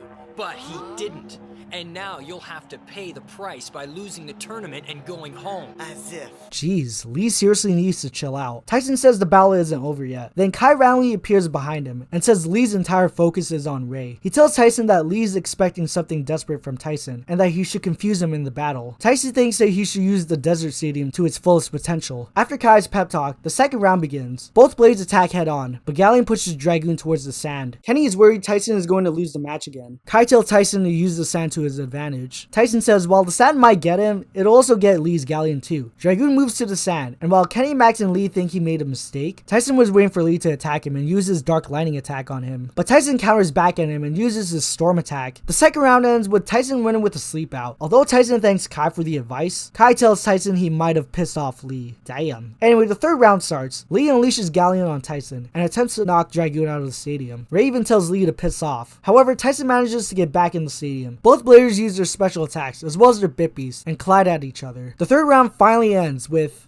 a draw. Wow. With the match undecided and both teams still tied with 1 point each, DJ announces a sudden death battle to decide the winner of the Asian tournament. Tyson volunteers to blade again, but Ray stops him. He says he wants to battle Lee instead. Before Kenny can tell him what Dizzy's data said, he closes Kenny's laptop. Savage. Ray says that he and Lee have a score to settle. Although Kenny is a bit reluctant, Tyson is cool with it and wishes him luck. For this match, they're only using a normal stadium. Anyway, Ray and Lee begin their battle. In order to beat Lee, Ray needs to prove himself that he isn't the same guy that he was when he was on the White Tigers. While Ray uses his Tiger Claw attack on Lee, Lee uses his teammate's special attacks. The Bladebreakers wonder how Lee is able to learn the others' moves. Mariah mentions their signature attacks from their hometown, and if Ray hadn't left, he would have learned them too, like Lee did. After insulting Ray yet again, Mariah convinces Lee to stop all of this. But Lee, being the hard-headed guy he is, still won't listen. He attacks Ray's Dragon repeatedly and uses his Dark Lightning attack on him. With his team losing hope, Tyson reminds Ray what they've learned together as a team. After the others give advice, Ray fights back. Ray finally tells Lee off. You don't think people have the right to make their own choices in life?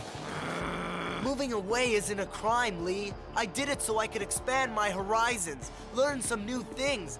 I didn't forget the lessons I learned back home. I just learned new ways to improve on those lessons. Both players unleash their Bippies, and the match is finally settled, with Ray winning the match with the stadium out. The Bladebreakers win the Asia tournament. The Bladebreakers congratulate Ray on winning the match, as well as the White Tigers. Although they lost in the finals, Mariah says that losing this tournament builds character for them. Even though the two teams are smiling and laughing together, Lee, however... Well then? You were right. I did have a closed mind. Lee. I see now that leaving was beneficial for you and our hometown, because the skills you learned, I know you'll bring back someday. With Ray and Lee making up, this concludes the White Tiger arc. Overall, this arc was pretty good, and probably my favorite arc in season 1. Sure, while the whole blaming Ray for leaving the White Tigers was getting repetitive, it was still an enjoyable arc, with Ray getting character development in this arc. Anyway, at the end of A Star is Born, Kai's grandfather tells Kai to find all the Bippies at the American tournament. I understand your little plan, and I'll get what you want. Don't you worry, grandfather. I'll use the power of my Dronzer to flush them out. And when I do, I will be crowned the undisputed Beyblading champion of the world. I think Kai is up to something. Nah, again, it's not like Kai is gonna betray the others at some point.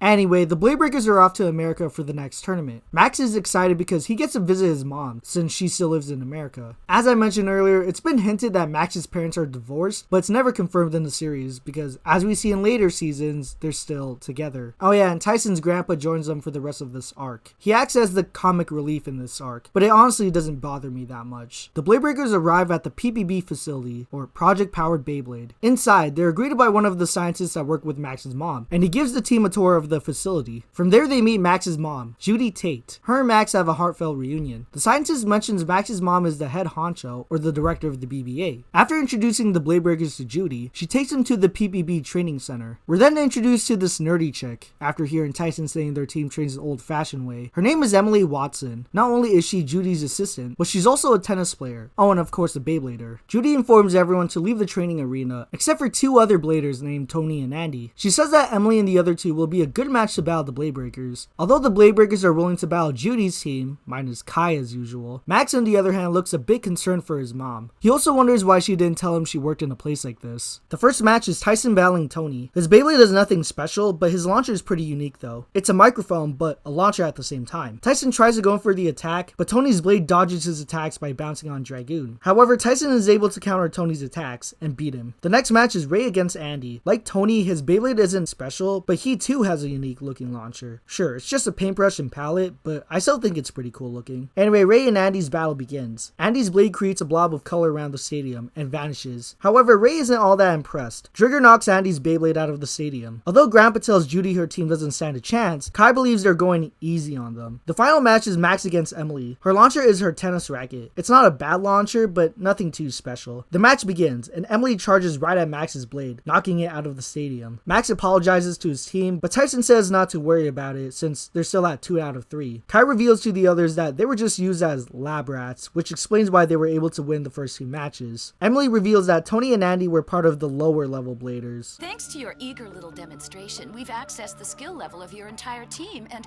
all it took was for 2 of our newest members to lead you into showing us what we wanted to see. Inviting us here to study us and learn our strategies was a majorly dirty trick. Man, that's messed up. Emily tells them they got just what you deserved. Although they mentioned they've been collecting data on them, Kenny points out there was no computer in the room. But Emily says she's been collecting it in her head. Oh my gosh, she's a robot? Kidding aside, Judy tells the team that they're no match for her team and pose no threat to them at the American tournament. Damn, what a bitch. After having lunch, the The team sneaks around the high-tech facility, hoping to learn more about their competition. From there, a mysterious guy watches the team from a security room. After the team explores multiple rooms, as well as getting stuck in some security lasers, Kai heads to the others' whereabouts. They've been gone for over 2 hours now.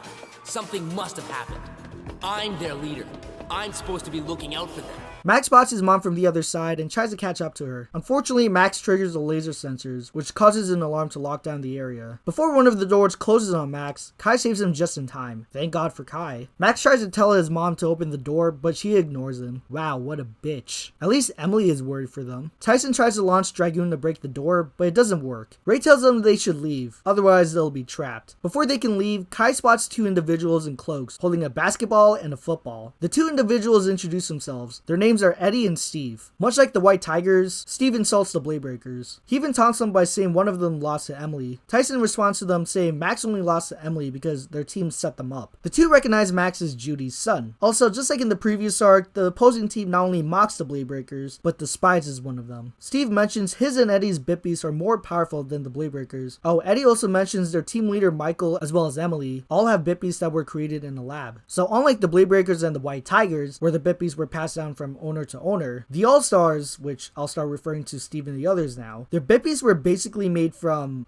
science. Yeah. Anyway, Ray challenges Steve to a Bay battle. Just like Emily, Steve uses his football as a launcher. Steve's blade is Trihorn. His bit beast is based on a bull. I also like the way the attack ring is designed. Unfortunately, just like Galax, this is another Beyblade that was never released. Not sure why this one wasn't released either, but if I had to guess, it's probably the attack ring. I guess Takara or Hasbro thought this Beyblade would be too complicated to make for the toys. Anyway, Ray and Steve begin their battle. Although Ray manages to hold up on his own in this battle, even using his Tiger Claw move on Trihorn, it doesn't faze Steve. He unleashes his bit beast on Ray, but in turn, Ray unleashes Trigger. Both bit beasts collide at each other, and the match ends with Steve winning. Wait!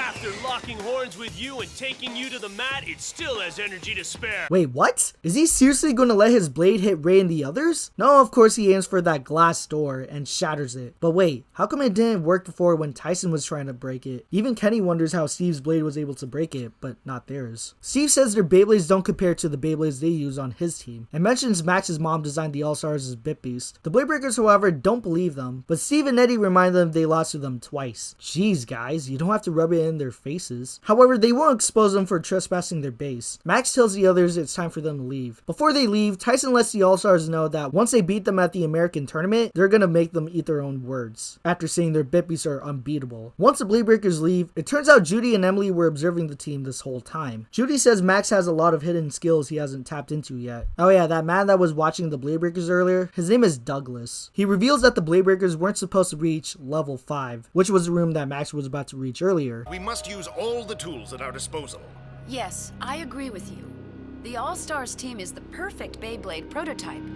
We must acquire every new technique the kids out there are using. Exactly, Judy. I guess great minds think alike. After leaving the PPB facility, Tyson is still thinking about the All Stars, and says their talent comes from technology, not from themselves. He even admits they're good, but Kai says they're not unbeatable, and he should focus on how they can beat them. The team says they not only have to try harder, but their moves as well. Kai even mentions this will be their toughest battle yet. In a filler episode, which is actually pretty good by the way, Kenny makes some upgrades on not only Ray's launcher, but his Beyblade as well. Ray's new blade is Trigger F, or Fang. Not much to say about it, but it's the first F Beyblade of the Bladebreakers' new line of Beyblades. Ray's new launcher is basically similar to Tyson's Dragon Shooter, but his launcher is obviously based on Trigger. This would be Ray's current Beyblade and launcher for the rest of the season, and the beginning of next season. In another filler episode, Max teams up with Emily, as well as another blader named Mario, to battle against 3 other characters, an actress named Jocelyn Stephanie Stacy Hart, or J Hart, a boxing champ named Typhoon Lewis, or Louise, or T-Storm, and the mayor named, Mayor McSneeze. The frick? We then meet the leader of the All Stars, Michael Summers, or Michael Parker. Not much to say about him, but he's a baseball player. Fun fact, Michael's voice actor is the same as Andrew's. Anyway, he's there because he wants to battle with the others, but since Michael missed practicing with the others, Emily is chosen to blade in this tag team battle. According to Judy, Emily is the strongest blader in their team. Remember this for a future season. Oh yeah, since this is the first time they show Emily's bit beast, I'll just briefly mention it here. Emily's blade is Trigator. Her bit beast is based on an alligator. Much like with Trihorn, this is another Beyblade episode that was never released. Again, I'm not sure why this wasn't released for the toys, but it's probably similar to the Galaxy situation. Kids in Japan weren't interested in the female Bladers Beyblades. Well, if kids in Japan weren't interested, then why didn't Hasbro release one as an exclusive? But whatever. Anyway, Max, Emily, and Mario battle against the 3 stars. Unfortunately for the 3 of them, they lose against the mayor and the other 2. Although this match begins the American tournament, I consider this episode as a filler episode. Anyway, the first match of the American tournament begins, and apparently the American tournament takes place in Las Vegas, but it honestly doesn't look like it. The Bladebreakers spot the All Stars being interviewed. Michael says the All Stars are there for one reason, to become champions. Tyson approaches the All Stars and introduces himself to Michael. Eddie mentions to Michael that they're the other team. Seriously, every team the Bladebreakers meet are a bunch of assholes. After bragging about their Beyblades can gather information they need in battle, and mention it makes their Beyblades better, Max tells him off. If your Beyblades do all the work, then how can you possibly feel you've been involved in the battle? Where's your sense of pride and achievement?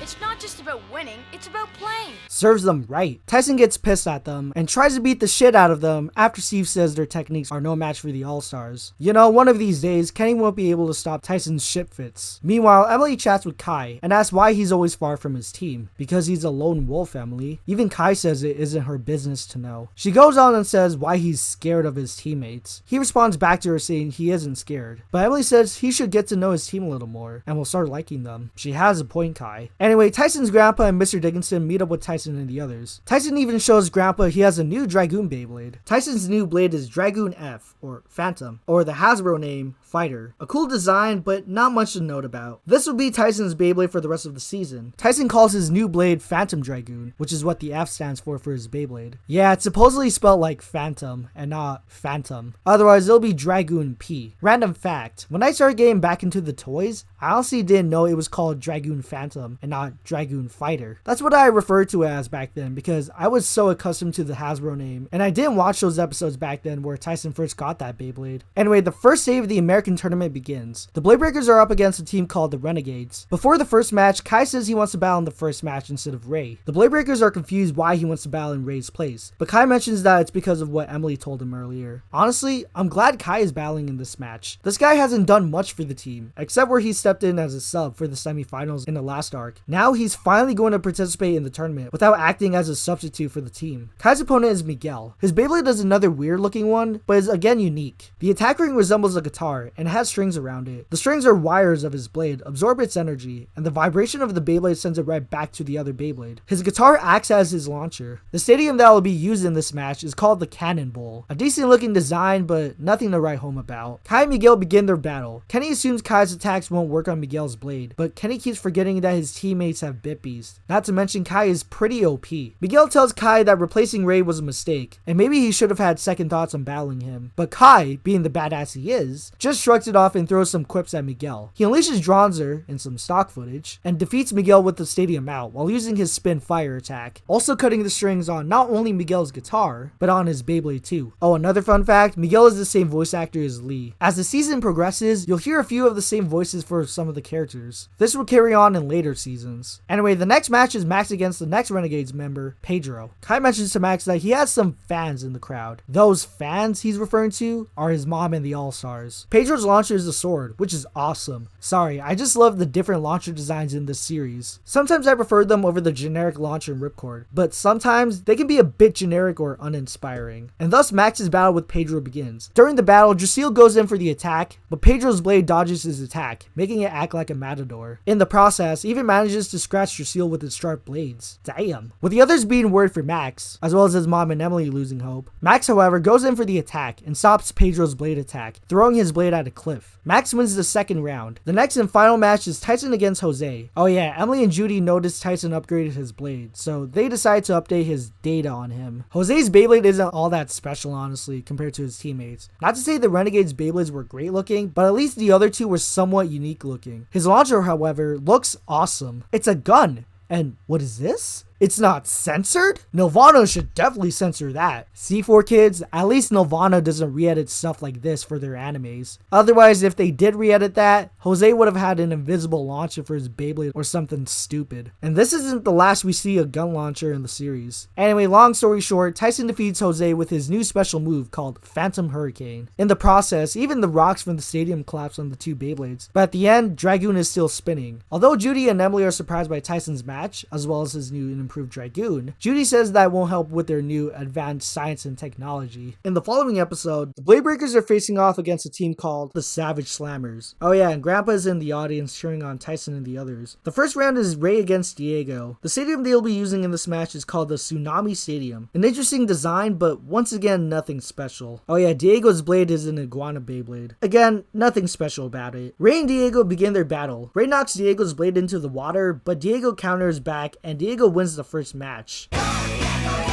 Wow, way to embarrass your team, Ray. But at least he apologizes to his team for messing up. Kenny mentions he knew about Diego's iguana attack. He says he's read about Diego's attack once, and should have warned them earlier. The next battle is Max against the next Savage Slammer member, Fernando. Fernando's blade is a seal. His Beyblade has the ability to bounce other Beyblades in the air. We see that happen in this battle, as he bounces Drasil constantly. Or as Kenny describes it, it bounces like a cushion. Max releases Drasil, but then Fernando's Beyblade randomly leaves the base stadium. The second round ends with Max winning. Turns out Fernando just wanted to quit the match. Wow. The next and final round is Tyson against Axel. Axel's blade is a weird one to describe. It's a combination between a tortoise shell and a grenade. He even calls it the tortoise grenade. I didn't mention this earlier, but the Savage Slammers explain where they got their name and attack for their Beyblades from. For Diego, he says his attack is based on his pet iguana named Cindy. And one day while playing hide and seek, his iguana found a Beyblade. For Fernando, his Beyblade fell into the water until a seal brought it back to him and started bouncing it. Finally for Axel, his story is a bit weird compared to the other two. After saving a turtle from some kids, he befriended it on the beach, and one of the turtle's eggs hatched out a Beyblade. So is the Beyblade the turtle's offspring? Anyway, Tyson and Axel's battle begins. Tyson tries to go in for the attack, but his attack doesn't affect Axel's blade. Kenny and Dizzy tell Tyson not to attack Axel because his Beyblade is mimicking the defense of a tortoise. But Kai says telling Tyson won't make a difference since he's hard-headed. He even tries attacking again, but Tyson's Dragoon starts to wobble, and Axel counters Tyson's attack. Before Tyson can lose his temper, Grandpa tells him not to fall for Axel's tricks. After listening to Grandpa's advice, Tyson fights back and uses his Phantom Hurricane attack on Axel. The match ends with Tyson winning with the stadium out. The Bladebreakers advance to the next round of the American tournament. The Savage Slammers approach the others. Did you sign this?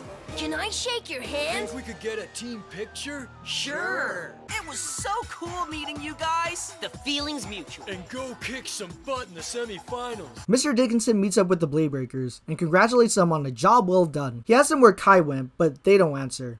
Probably just went to the bathroom or something. Just like with the last arc, Kenny suggests to the others they should check out the All Stars' match, and that's where they assume Kai is. Meanwhile, we see Michael on a plane. The Bladebreakers make it to the next match just in time, as Steve wins the match. His attack even knocks out his opponent's blade, almost hitting Tyson in the face. Damn. Oh, and look, even Kai was watching the match. He says the All Stars already won 2 matches, just like with the White Tigers last arc. Anyways, the final round begins, and Michael is the next to blade. He makes a badass entrance. Michael's blade is trigal. His bit piece is based on an eagle. His blade, however, looks pretty cool design-wise. His Beyblade even has a cool gimmick to it. If it's hit multiple times, its blade base would release a spring mechanism and would extend itself. It even tries to knock out the other Beyblade out of the stadium. Oh yeah, his baseball and glove acts as his launcher. Another weird fact, only Trigal and Tripio were the only All-Stars Beyblades that were released for the toys. Once again, I think there was less interest in Steve's and Emily's blades in Japan. Emily and Judy are pissed at Michael because his stunt was completely unauthorized. Anyway, Michael's opponent is some kid named Pee-wee.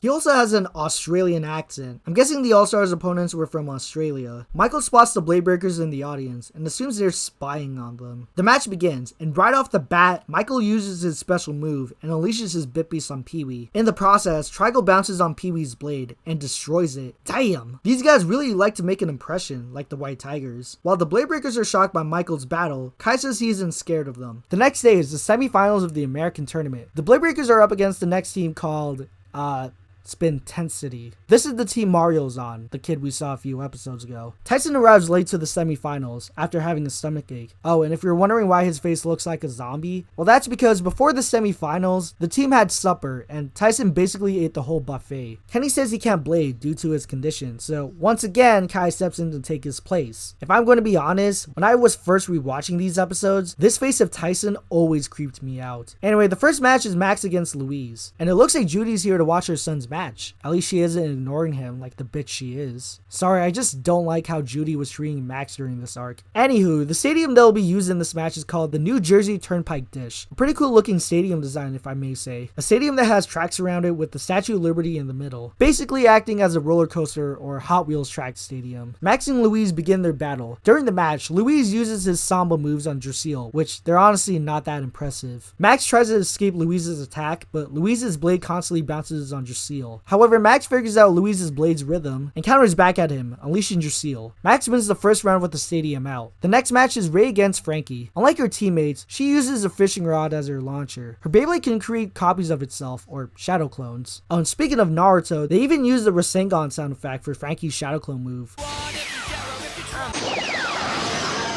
Ray isn't impressed by her move though. Turns out Ray knew which one was the real one all this time. Don't worry Ray, this won't be the last time you'll encounter this move. However, Frankie reveals that the one that's in the base stadium was just a decoy, as the real one is in the water making shadow clones. Ray dodges her attack and unleashes Drigger in some more stock footage. This time it's from episode 13, aka the episode where Drigger came back. After knocking out Frankie's blade twice, Ray defeats her. Even though Frankie lost to Ray, she isn't upset. After giving good sportsmanship, Ray says her shadow clone attack scared him.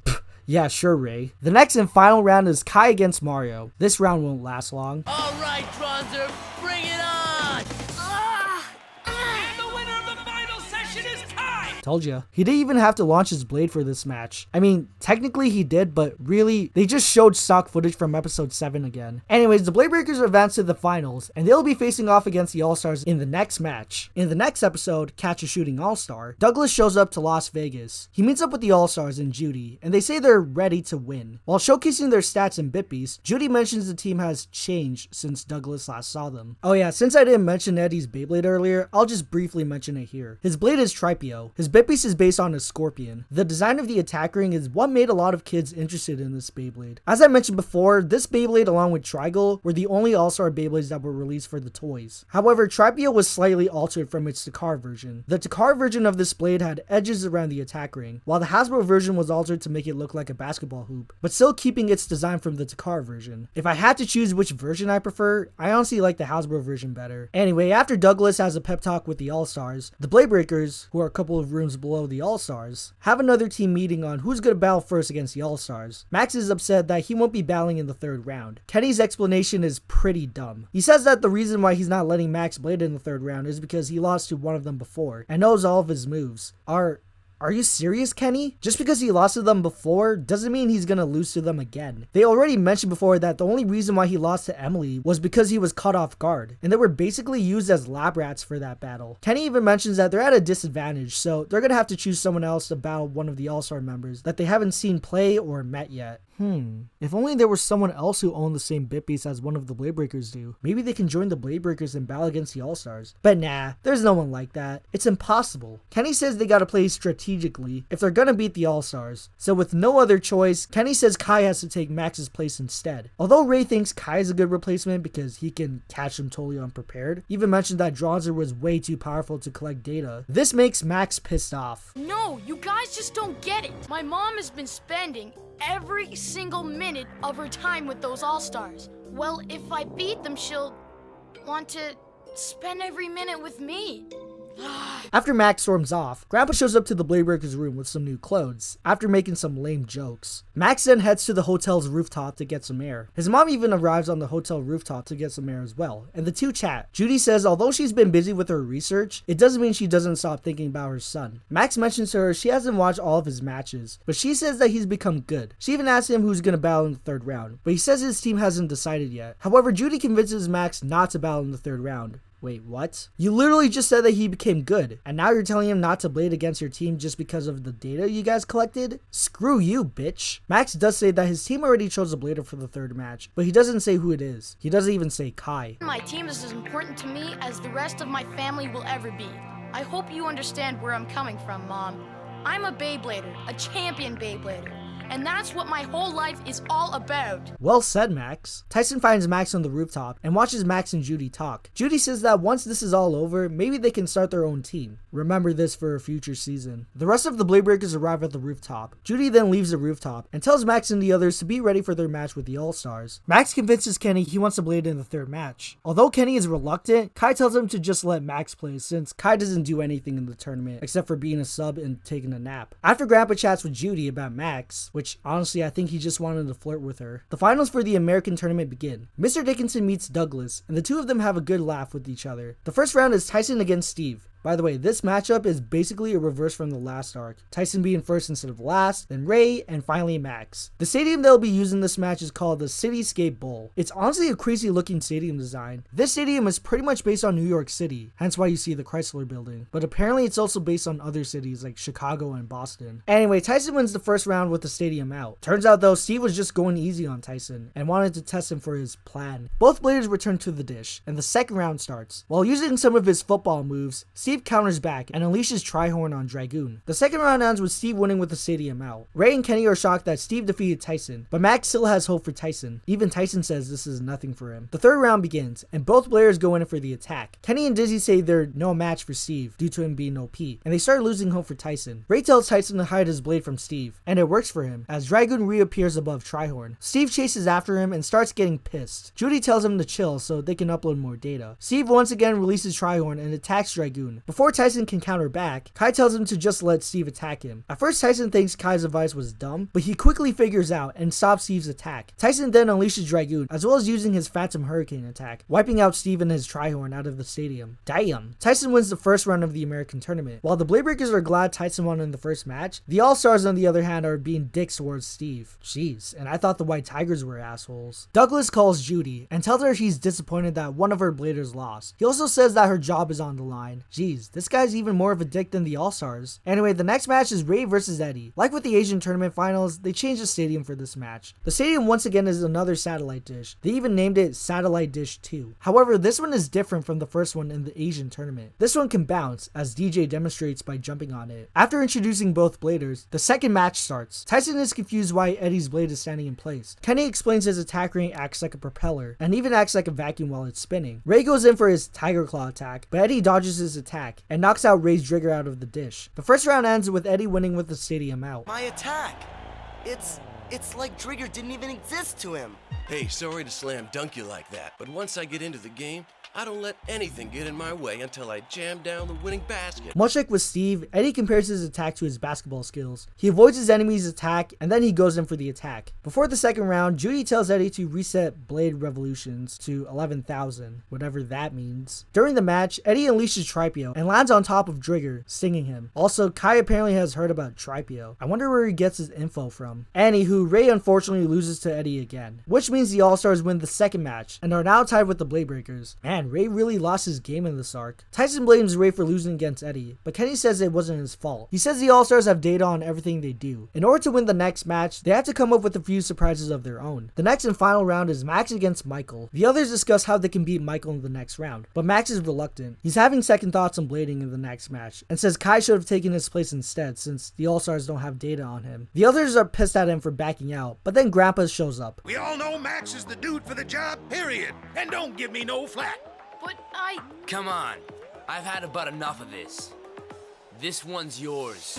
You show him your stuff, Max. After their pep talk, the team wishes Max luck in the match, especially Ray. Meanwhile, the All-Stars check over Michael's data on their computer, which, by the way, how did they get the BBA's permission to bring all of that equipment? I mean, yeah, Judy is the head of the BBA, but I just think it's a bit odd that they can just bring stuff from their lab or whatever. Judy hands Michael a prototype of his Trigal Beyblade, which looks exactly like the Beyblade he had before, so why give him the same Beyblade he had already? Anyway, according to some combat simulations, Kenny and Dizzy speculate that Max won't stand a chance against Michael due to their, dare to say, different power levels. Kenny is worried for Max and mentions that the All Stars, particularly his mom, know Max's weakness, so they'll have no advantage over them. Okay, at this point, I think the Bladebreakers have no hope for Max anymore. Max, however, says they've gone this far into the tournament, so there's no point in giving up. The stadium for this match is called the Field of Doom, which is based on a baseball field. A unique design, but again, nothing too special. Anyway, Max and Michael begin their battle. Max attempts to hit for home base, but Michael intercepts him. The first round ends with Michael winning with a sleep out. Max is surprised at Michael's power and says maybe Kenny was right about throwing in the towel. Judy, however, still believes in Max. After Kenny has a nervous breakdown, Tyson tells this to Max. Don't worry about winning or losing. You just gotta give it your best shot. Best shot? What do you think I've been doing all this time?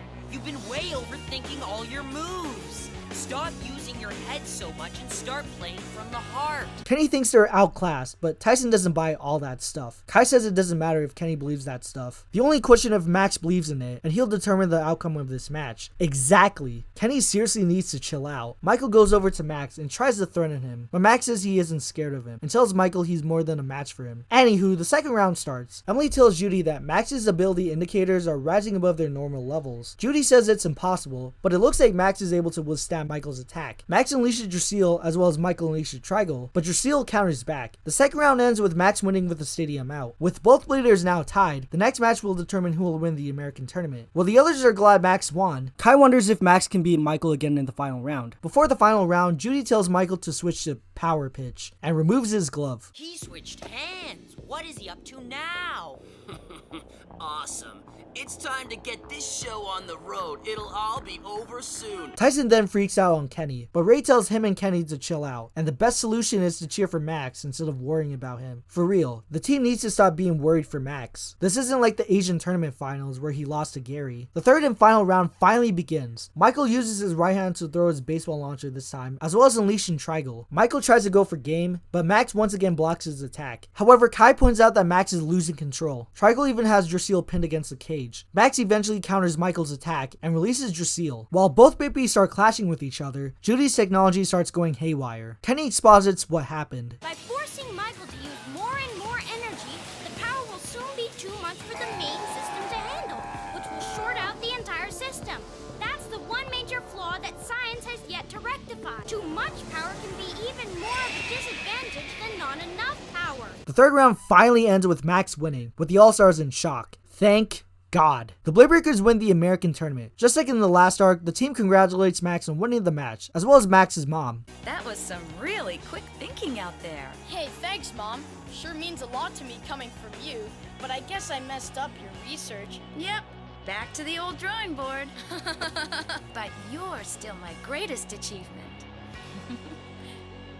I love you, Max. Aw, well, at least she won't be a bitch anymore. The All-Stars congratulate Max and the other Bladebreakers for winning the finals. And of course, Kai isn't joining the others because he says their win was only just a fluke. However, he does say the team still has a long way to go and won't be watching them forever. I wonder what that can mean. Judy heads towards Douglas, asking why she failed. We failed to account for one factor, the power of the human spirit. But it can't be achieved solely through the use of science and technology. We need to focus less on the Beyblades and concentrate more on the players themselves. Well said, Judy. And with that, this concludes the All Starz arc. Overall, this arc was pretty solid. Sure, it's not as good as the White Tigers arc in my opinion, but I still enjoyed it overall. With Max getting development in this arc, I think my only problem with it is that it felt a little too similar to the last arc. That one of the Bladebreakers members used to be part of a team in their hometown, and that team are assholes towards the Bladebreakers, as well as ostracizing their old teammate. Even though it was mentioned earlier in the arc that Max was supposed to join the All Stars instead of the Bladebreakers, but whatever. Anyway, at the end of Play It Again Dizzy, which is just a clip show episode of all the previous battles, except for Tyson's first battle with Billy, the Bladebreakers board on a cruise to Europe. Stop yapping and get on board. We're about to leave. Aye, aye, Captain Kai. Anyway, while on a cruise ship, a mysterious blader defeats a bunch of random bladers and destroys their blades. Damn. Before he can leave, Tyson stops him and asks who he is. His name is Robert, or Ralph. He responds back to Tyson saying why does he care about some weak-ass bladers? Just because they can pull a ripcord, they automatically think they're Beybladers? It's laughable. I had to put them in their place. This game must be taken seriously. Well, you're a bully, and because of you, these kids might never want to play again. Like I care. Ouch. Tyson introduces himself to Robert. The random bladers tell Tyson to kick Robert's ass. Tyson challenges Robert to a battle, but Robert declines, saying his team was just lucky they won. However, Robert changes his mind and accepts Tyson's challenge after Tyson calls him a coward. The rest of the Bladebreakers head to Tyson's whereabouts after a couple of kids say Tyson's going to battle someone. Kai says he doesn't recognize him, but he says he's one hell of a blader. Robert's blade is Griffolian. His bit piece is based on a griffin. Although this Beyblade was OP in the show, the toy, however, is pretty bad. Don't get me wrong, I love the design of it, but the way Takara and Hasbro made this for the toys is very disappointing. This Beyblade, along with many others, came with a figure, and that figure can be attached to the Beyblade on the blade base or the Hasbro versions on the attack ring. These were referred to as the Hidden Spirits Beyblades. It was honestly a pointless gimmick. You could even use them while it's spinning or in battle. It's so weird how this Beyblade, along with its team members' Beyblade, only had that gimmick. Anyway, although Tyson releases Dragoon in this match, he gets his ass kicked by Robert after unleashing his own bit beast and loses to Robert. Robert not only insults the kids, calling them pasty wannabes, but insults Tyson and his bit beast, calling it tiny compared to his own bit beast. You think you're so skillful. You don't deserve to be on the same boat with me. So stay out of my way. After the battle, Kenny and the others watch the match from earlier and are surprised that Robert's Beyblade has the fastest spinning velocity than any other Beyblade. It can even generate gale force winds. Tyson, on the other hand, is upset he lost to Robert. He says if there are other bit beasts like Robert's, then they're completely out of their league. Kai, however, disagrees and says they should remember this low point for them. I'm referring to the whole team, Tyson. Your defeat could have happened to any of us. Well said, Kai. Kenny suggests to the others they should go back to their training. Yeah, because their training earlier was just running in place. Tyson makes a promise to Dragoon, saying that he won't be caught off guard the next time they battle someone like Robert again, and will open their minds to new possibilities and strategies. Yeah, I'm sure that's not gonna happen in later seasons, right? Ugh. Anyway, the next episode, London Calling. The Bladebreakers arrive in Southampton. Apparently this cruise is supposed to take them to Russia, which is where the Champions is going to take place in the next arc. But Ray says Southampton is just a halfway mark, basically their stopover. Tyson then spots Robert leaving the cruise. Guess we won't be seeing him anymore, right? Anyway, after exploring the town, the team gets a package at their hotel room. The package is from Tyson's dad. Apparently Tyson's dad is an archaeologist, and Tyson hasn't seen him for months. On the tape, Tyson's dad basically exposits the history of the Bit Beast, or sacred spirits as he refers to, and that they've interacted with humans in civilization before in the past. Their images appeared in places back then such as ancient Babylon and Egypt. Maybe the sacred spirits were originally duel monsters from Yu-Gi-Oh! Tyson's dad also mentions that according to legend, most of the sacred spirits exist in animal form, and they appeared in many fables, myths, and fairy tales. They were also always attached to a small object, which explains why most Bit Beasts live inside Beyblades. Ray once again mentions the history of his Trigger Bit, and that the White Tiger tribe has been passing it down from generation to generation. Tyson even mentions that his Bit Beast was a family heirloom, and that it too was passed down to him as we saw in the first episode. The same goes for Max, as his Bit Beast was passed down from his grandma, or in this case from his mom in the Japanese version, and her ancestors before. Not sure where Kai got his Bit Beast, but most likely from his grandpa. With Dizzy though, the only explanation we got was that Dizzy appeared in Kenny's laptop after a power surge. Yeah, I know she's only for the dub, but still. She still counts as part of the Bladebreakers Bit Beast. In the manga though, it was a bit different. All 4 of the Bladebreakers Bit Beasts were all founded in China at the same time. Their 4 Bit Beasts were chosen warriors, and during the qualifying finals in the manga, all 4 Bit Beasts were released, or freed, and that the 4 of them would unlock infinite power. Kind of similar to the 3 Egyptian god cards from Yu-Gi-Oh! If the 3 of them were together. Anyway, Tyson's dad adds one more thing. He says that there are some sacred spirits that have grown over the centuries. I wonder if the team will encounter those evil spirits one day. While taking a break, a random Beyblade knocks Dragoon out of Tyson's hand and runs off with it. The team ends up in another alley and starts following the mysterious Blader in the cloak. Somehow he was able to launch Dragoon, even though Tyson's Beyblade can only be launched with a left spin launcher, but whatever. I guess in the anime you can use a right spin launcher on left spinning Beyblades. The mysterious Blader unleashes his own Bit Beast, which is a mummy. Ray assumes that Bit Beast might be one of the evil Bit Beasts Tyson's dad was referring to in the tape. The mummy Bit Beast constantly starts hitting Dragoon. It's trying to force him to come out of Tyson's Beyblade. Max and Ray both launch their blades at the mummy, but unfortunately it doesn't work, and the mummy chases the both of them. Max and Ray release their Bit Beast on it. However, it starts to bind the 2 Bit Beasts. With Dragoon and Jaceel still trapped in the mummy's wraps, its name is Sarcophalan by the way, Kai's the only one remaining and launches Dronzer at it. He manages to tangle Sarcophalan and defeats it while using his flame arrow attack, as well as freeing Dragoon, Drigger, and Drasil. Once again, if the team is in a sticky situation, Kai's there to help out his team, even if he can be a bitch at times. I'll talk more about his character when I discuss the characters for this season. Anyway, the guy who owns Sarcophalan reveals himself. His name is Cenotaph, and he pretty much resembles the mummy. You won't be so lucky when we meet again. That's when I'll break the Bladebreakers. Man, this guy gives me the creeps. Kenny suggests to the others they should leave London and head for Russia, but Tyson says there's no point in running away, and they should learn more about Cenotaph. Although Kenny is reluctant, the other three, especially Kai, want in. In the following episode, Cenotaph somehow finds out what the Bladebreakers are saying. At the train station, Kenny tells the others that they'll be taking the train instead of the cruise to their next destination, aka Paris. While boarding on the train, Ray tries to step in, but Kai just looks at him thinking, really, Ray? He does let Kai enter the train first, but Ray surprisingly says this to Kai. What a bitch. Okay, he doesn't actually say that to him, but that's what he would actually say if this wasn't made for kids. One of the people who works there points out the train the Bladebreakers were on wasn't scheduled to depart. Interesting. It turns out their train has been hijacked by Cenotaph, who takes them to a tunnel. Ray even notices that they're the only ones on the train. After their train stops, both Ray and Kai find out that there was no one driving the train. They're even greeted by more cloaked figures. Welcome to our favorite spot, the darkness. Not again. And there's more than one.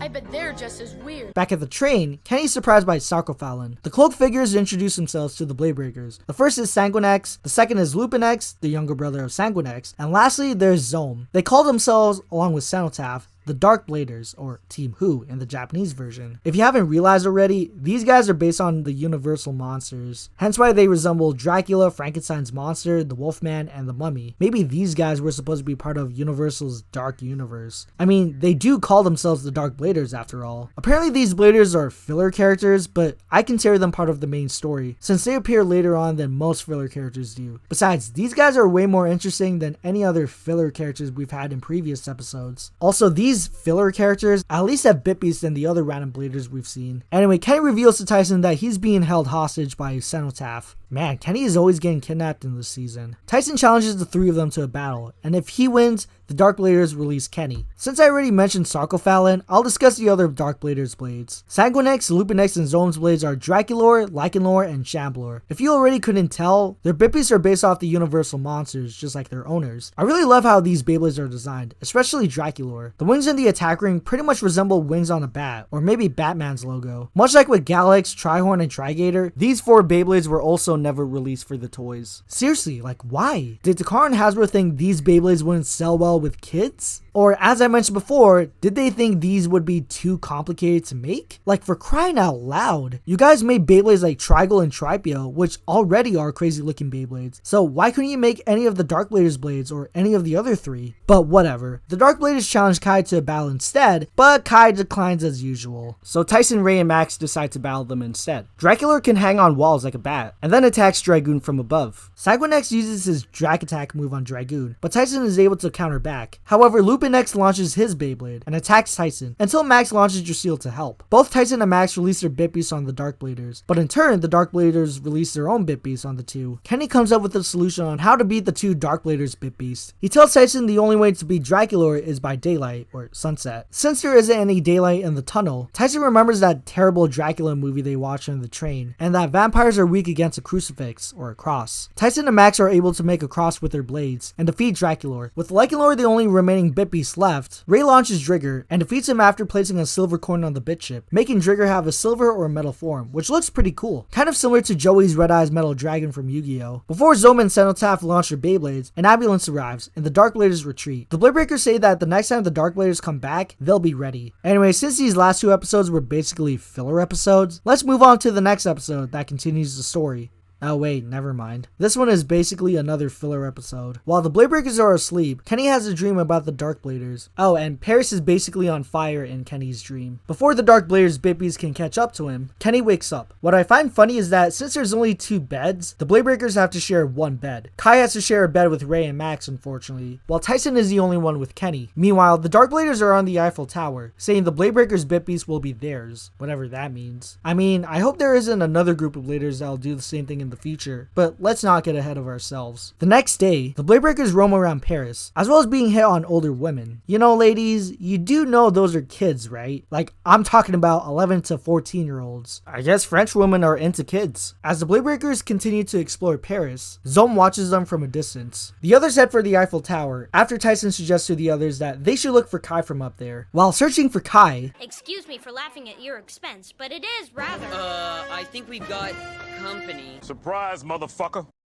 Zom then disappears in front of Tyson and Kenny, and then magically appears behind them, along with the Dark Bladers. Max and Ray rejoin Tyson and Kenny. Before the three of them can battle the Dark Bladers, Kenny says they're outnumbered. Kai, in the meantime, has not only upgraded his blade, but his launcher too. It took only 33 episodes, but Kai has finally upgraded Dronzer. Kai's new blade is Dronzer F, or Flame. This is the first Beyblade to have a changeable tip, and it was a unique gimmick. It was so unique that they would even do it for later generations. Kai's new launcher, on the other hand, is basically like Tyson and Ray's, but obviously with his, it's based on Dronzer. Much like the other two, this would be Kai's main launcher in Beyblade for the rest of the season, and the beginning of next season. Anyway, after testing out his new Beyblade, the Dark Bladers ask the Bladebreakers to hand over their Bit Beast, but Tyson refuses to give them up. Ray asks them why they need their Bit Beast so bad. Although Lupinex refused to answer, Sanguinex explains it to them. He exposits that a few years ago, each of them lost to someone, and since then, they vowed to retrieve all of the Bit Beasts around the world. It's revealed in a flashback that it was Robert and a couple of other Bladers who defeated them in different locations. Spoilers, the other Bladers are a part of Robert's team called the European team, or the Majestics. They then swore they'd get their revenge on Robert and his team, and will become Master Bladers. Then one night, the four of them get struck by lightning, and basically get possessed. Jeez. The two teams then have their battle, and both teams release their Bit Beast. Before Tyson and the others can give up, Kai shows up and enters the battle. Kai defeats both Lupinex and Cenotaph, while the other Bladebreaker members continue to battle the remaining Dark Bladers. In the process, Zom's blade is sliced in half by Dragoon. The Dark Bladers leave the Eiffel Tower. You haven't seen the last of us. And we will hound you. Our mission is far from over. Be warned, we will meet again. Again, creepy. Then this random kid appears and says she's been watching the Bladebreakers match and would have finished off the Dark Bladers if they were in trouble. I mean, Kai was already there, so you didn't need to interfere. Anyway, the girl's name is Oliver, and wait a minute. It's a boy? Yeah, just like other anime characters like Haku from Naruto, the animators made Oliver appear to look like a female. No joke. When I was young, I legit thought Oliver was a female. I mean, wouldn't you think this kid was a girl when you first saw him? Oh, by the way, I'm a boy. No way! He's prettier than Sakura! I don't know, maybe it's just me, I guess. Anyway, in the next episode, Art Attack, Kai once again leaves everyone. But at least this time he leaves a note for Tyson saying he's got work to do. The other Bladebreakers, on the other hand, Max went shopping and Ray's getting a good home-cooked meal. So Tyson and Kenny decide to spend the day together in Paris. While Tyson wants to go to the arcade, Kenny, on the other hand, wants to check out the paintings. Meanwhile, Kai challenges a couple of random Bladers to a battle. Not knowing how strong Kai is, they just laugh it off and make fun of him. He does eventually whoop their asses. Ray, in the meantime, meets up with his uncle Stan. Wait, he has an uncle? Tyson and Kenny head to the museum, but the museum has been rented out for the day thanks to Oliver. Tyson tries to enter, but the curator stops him, and then proceeds to be a dick towards Tyson. Apparently Oliver is the son of a French billionaire, and he's also a champion Beyblader. The others even spot him in various magazines and pictures. Tyson chats with Oliver, and they both introduce themselves. The two instantly become friends. Oliver then takes both Tyson and Kenny to his restaurant. Oh, did I forget to mention he's a professional chef? This kid can work in Hell's Kitchen. Later on, Tyson challenges Oliver to a Bay battle in the park. Oliver's blade is Unicornian. His Bit Beast is based on a unicorn. Unfortunately, as cool as Oliver's Beyblade is, it wasn't released either. During the battle, Tyson and Oliver unleash a Bit Beast. Although Oliver has the upper hand at first, Tyson is able to fight back and uses his Phantom Hurricane on Unicornian. The match ends with a draw, but Unicornian is the last to lose its spin. The crowd, including Oliver, is shocked by the outcome of this match. However, both players give good sportsmanship to one another. Tyson asks Oliver if he's going to join the finals, but Oliver says no. He says he's not into the whole group thing. Besides, he and his team are already champions, but Oliver doesn't really specify if his team are world champions or not. Before Oliver leaves, he mentions one of his other teammates, Enrique, who's the champion in Italy. He's also the player that defeated Cenotaph. So the team heads off to Italy, which leads us to our next episode, When in Rome, Beyblade. The Bladebreakers arrive in Rome. From there, they arrive at Enrique's home. Before Kenny can press the doorbell, a random kid tells him not to press it. Spoilers, this kid is Enrique, or his Japanese name Oh gosh, I'm gonna butcher this name, aren't I? Jankakuro? Yeah, I think I'm gonna stick with Enrique. Anyway, after messing with the Bladebreakers for a bit, Enrique's butler shows up after revealing he's Enrique, and then he runs off like a bitch. Although Kai says Enrique isn't interested in battling, that won't stop Tyson from battling him. They soon find him. Turns out he's one of those rich guys who hits on random girls. Tyson once again challenges Enrique to a battle, and says he's not leaving without a fight. Enrique, however, isn't interested. Well, I guess it's time to move on to the next episode. I just realized that Enrique Poo is probably afraid to face us. What?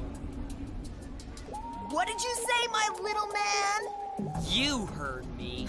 Yeah, but I can't believe you're serious. Well, you get your wish. Oh, never mind then. The next day is Tyson's battle with Enrique. The place they'll be battling at resembles the Roman Colosseum. The doors of the Colosseum start to close behind Tyson, and the rest of the Bladebreakers are trapped on the other side. But they eventually find another way to watch the match. Enrique, for some reason, is wearing some kind of medieval armor in this match. He says it's a Roman centurion uniform that has been passed down by his family, and apparently whoever wore this uniform has never been defeated. Enrique's blade is Amphileon. Not really sure what his bit piece is based on, but I think it's supposed to be some sort of winged serpent. And of course, this one wasn't released either for the toys. I have to know Enrique's launcher for a moment. His launcher is attached on the back of his shield. The sword he uses acts as a ripcord, which I think is pretty badass. Anyways, Tyson and Enrique begin their battle, and right off the bat, Enrique unleashes Amphileon. His Beyblade is even able to duplicate itself, much like with Frankie's Beyblade. Tyson eventually unleashes Dragoon in this battle, and fights back. Unfortunately, just like his battle with Robert, Tyson gets his ass kicked by Enrique in this match. Before Amphileon can attack Tyson, Dragoon stops his attack, and saves Tyson. Good save there, Dragoon. However, Tyson still loses to Enrique. Damn. Kenny approaches Enrique. What would your ancestors say if they knew your bit beast attacked a player? Yeah, it's not like this is Digimon or anything. Kai, however, says it wasn't Enrique's fault his bit beast attacked Tyson. Kai even had the balls to call Tyson an amateur. Ouch. Enrique does apologize to Tyson and says it was never his intention to get hurt. He does, however, offer Tyson a rematch. Well, at least he was sincere about it, at least. Tyson, however...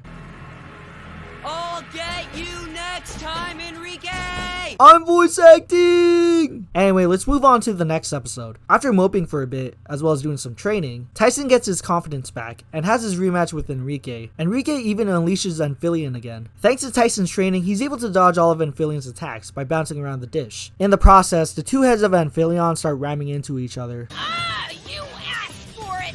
When we're done, I'm caging you for a week for not following orders! This is getting way out of hand! I am your master! You will obey my command! While Amphileon is distracted, Tyson uses his Phantom Hurricane attack and releases Dragoon. Tyson tries to go for game, but Amphileon dodges his attack. Then all of a sudden, Amphileon randomly attacks his owner. Well, that can't be good. Before Oliver can help, Enrique tells him not to, otherwise he'll just injure Oliver. Enrique tries to stop his Bippies from attacking him again, but Tyson sends Dragoon to stop Amphileon and prevents him from hurting Enrique. Tyson even helps out Enrique. Tyson tells Dragoon to send itself and Amphileon into the sky, which sends him falling down the Colosseum. Tyson finishes off Amphileon with his new attack called Big Time Attack and defeats him. While the Bladebreakers are glad Tyson won against Enrique, both Enrique and Oliver approach the team. He says although he defeated him, Enrique thinks Tyson is yet to beat the best blader in Europe, aka Robert. But in all seriousness, Enrique really needs to control his bit beast. Otherwise, if that happens the next time, it'll probably eat someone.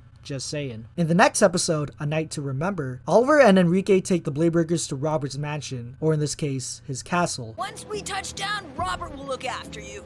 Well, I sure hope so. Oh, I think you're really gonna like Robert once you get to know him. He's one sweet blader. More like a blader that acts like a complete dick. They arrive at Robert's castle and are greeted by Robert's butler. Enrique asks Gustav, Robert's butler by the way, where Robert is. But he says Robert is busy with other matters. Or in other words, he has another guest. Later on, they meet up with Robert, and he's with his other teammate, Johnny McGregor. Johnny is apparently part of the famous McGregor clan in the Highlands. Oh, and it looks like Johnny is also an asshole. Tyson meets up with the others after falling through a trapdoor. For some weird reason, Robert doesn't recognize Tyson. Maybe he's just messing with him or something. Oliver basically brings Robert up to speed on what has happened in the previous episodes. Oliver mentioned he was bringing over an expert blader, so please forgive my disappointment when I first saw you. I told you Oliver was just yanking your chain, didn't I? He probably saw him battle and figured he was the greatest thing since sliced bread. What's going on here? I thought these guys were competitive bladers. They're just huge douchebags. That's what they are, Kenny. Tyson challenges Robert and says he isn't the same when they first fought, but Robert says he isn't interested, and Tyson isn't on the same level as him. After mocking Tyson, the Majestics take the Bladebreakers to Robert's armor room. Robert mentions he comes from a long line of knights. His ancestors fought many battles in the Middle Ages to defend their land, including the castle they're currently at. He also exposits that his family, the Jurgen family, had a secret weapon on their side, aka a Bitbeast, or in this case, Grifolian. It was even passed down from generation to generation, much like the Bladebreakers. Anyway, Robert says he has or will never lose in a battle, which explains why he's not interested in battling Tyson again. Tyson name drops the Darkbladers to Robert and mentions they kick their asses. Ray adds on to what Tyson said, that they're just as strong as the Majestics. Before Tyson can launch his Beyblade at Robert, Kenny stops him and says that he'll just get his ass kicked by Robert again. Ray and Max volunteer to battle Robert instead. However, Johnny makes a proposition to the Bladebreakers. He says to battle him instead so that they can face Robert if they beat him. Johnny wants Kai to battle him first, but as usual, Kai isn't interested in battling Johnny. And yet another deleted scene. Yeah, I know I haven't mentioned the deleted scenes in a while. Kai walks away from the others until Johnny throws his glove at him. Jeez. I always found this scene hilarious because in the dub, you just see Kai turn around for no reason, and Johnny doesn't have his other glove. So yeah, Kai does eventually accept Johnny's challenge. Johnny's blade is Salamalian, or Salamulian. His Bitbeast is obviously based on a salamander. Just like Grifolian, this Beyblade also had a Hidden Spirits figure that you can attach to the Beyblade. As I mentioned before, I'm not a fan of the Hidden Spirits Beyblades because it was basically a combination between Zoids and Beyblades. They pretty much made the Beyblades a bit hollow while they're in battle. Anyway, just like Enrique, Johnny wears a medieval armor in his battles. Kai and Johnny begin their battle. Kai unleashes Dronzer and uses his flamethrower attack on Salamalian. But in turn, Johnny unleashes his own Bitbeast and counters back at Kai. I'm sure Kai will win against Johnny in this match. Besides, he hasn't lost to anyone so far aside from Tyson. Counterattack! No way! This can't be happening! Take me down.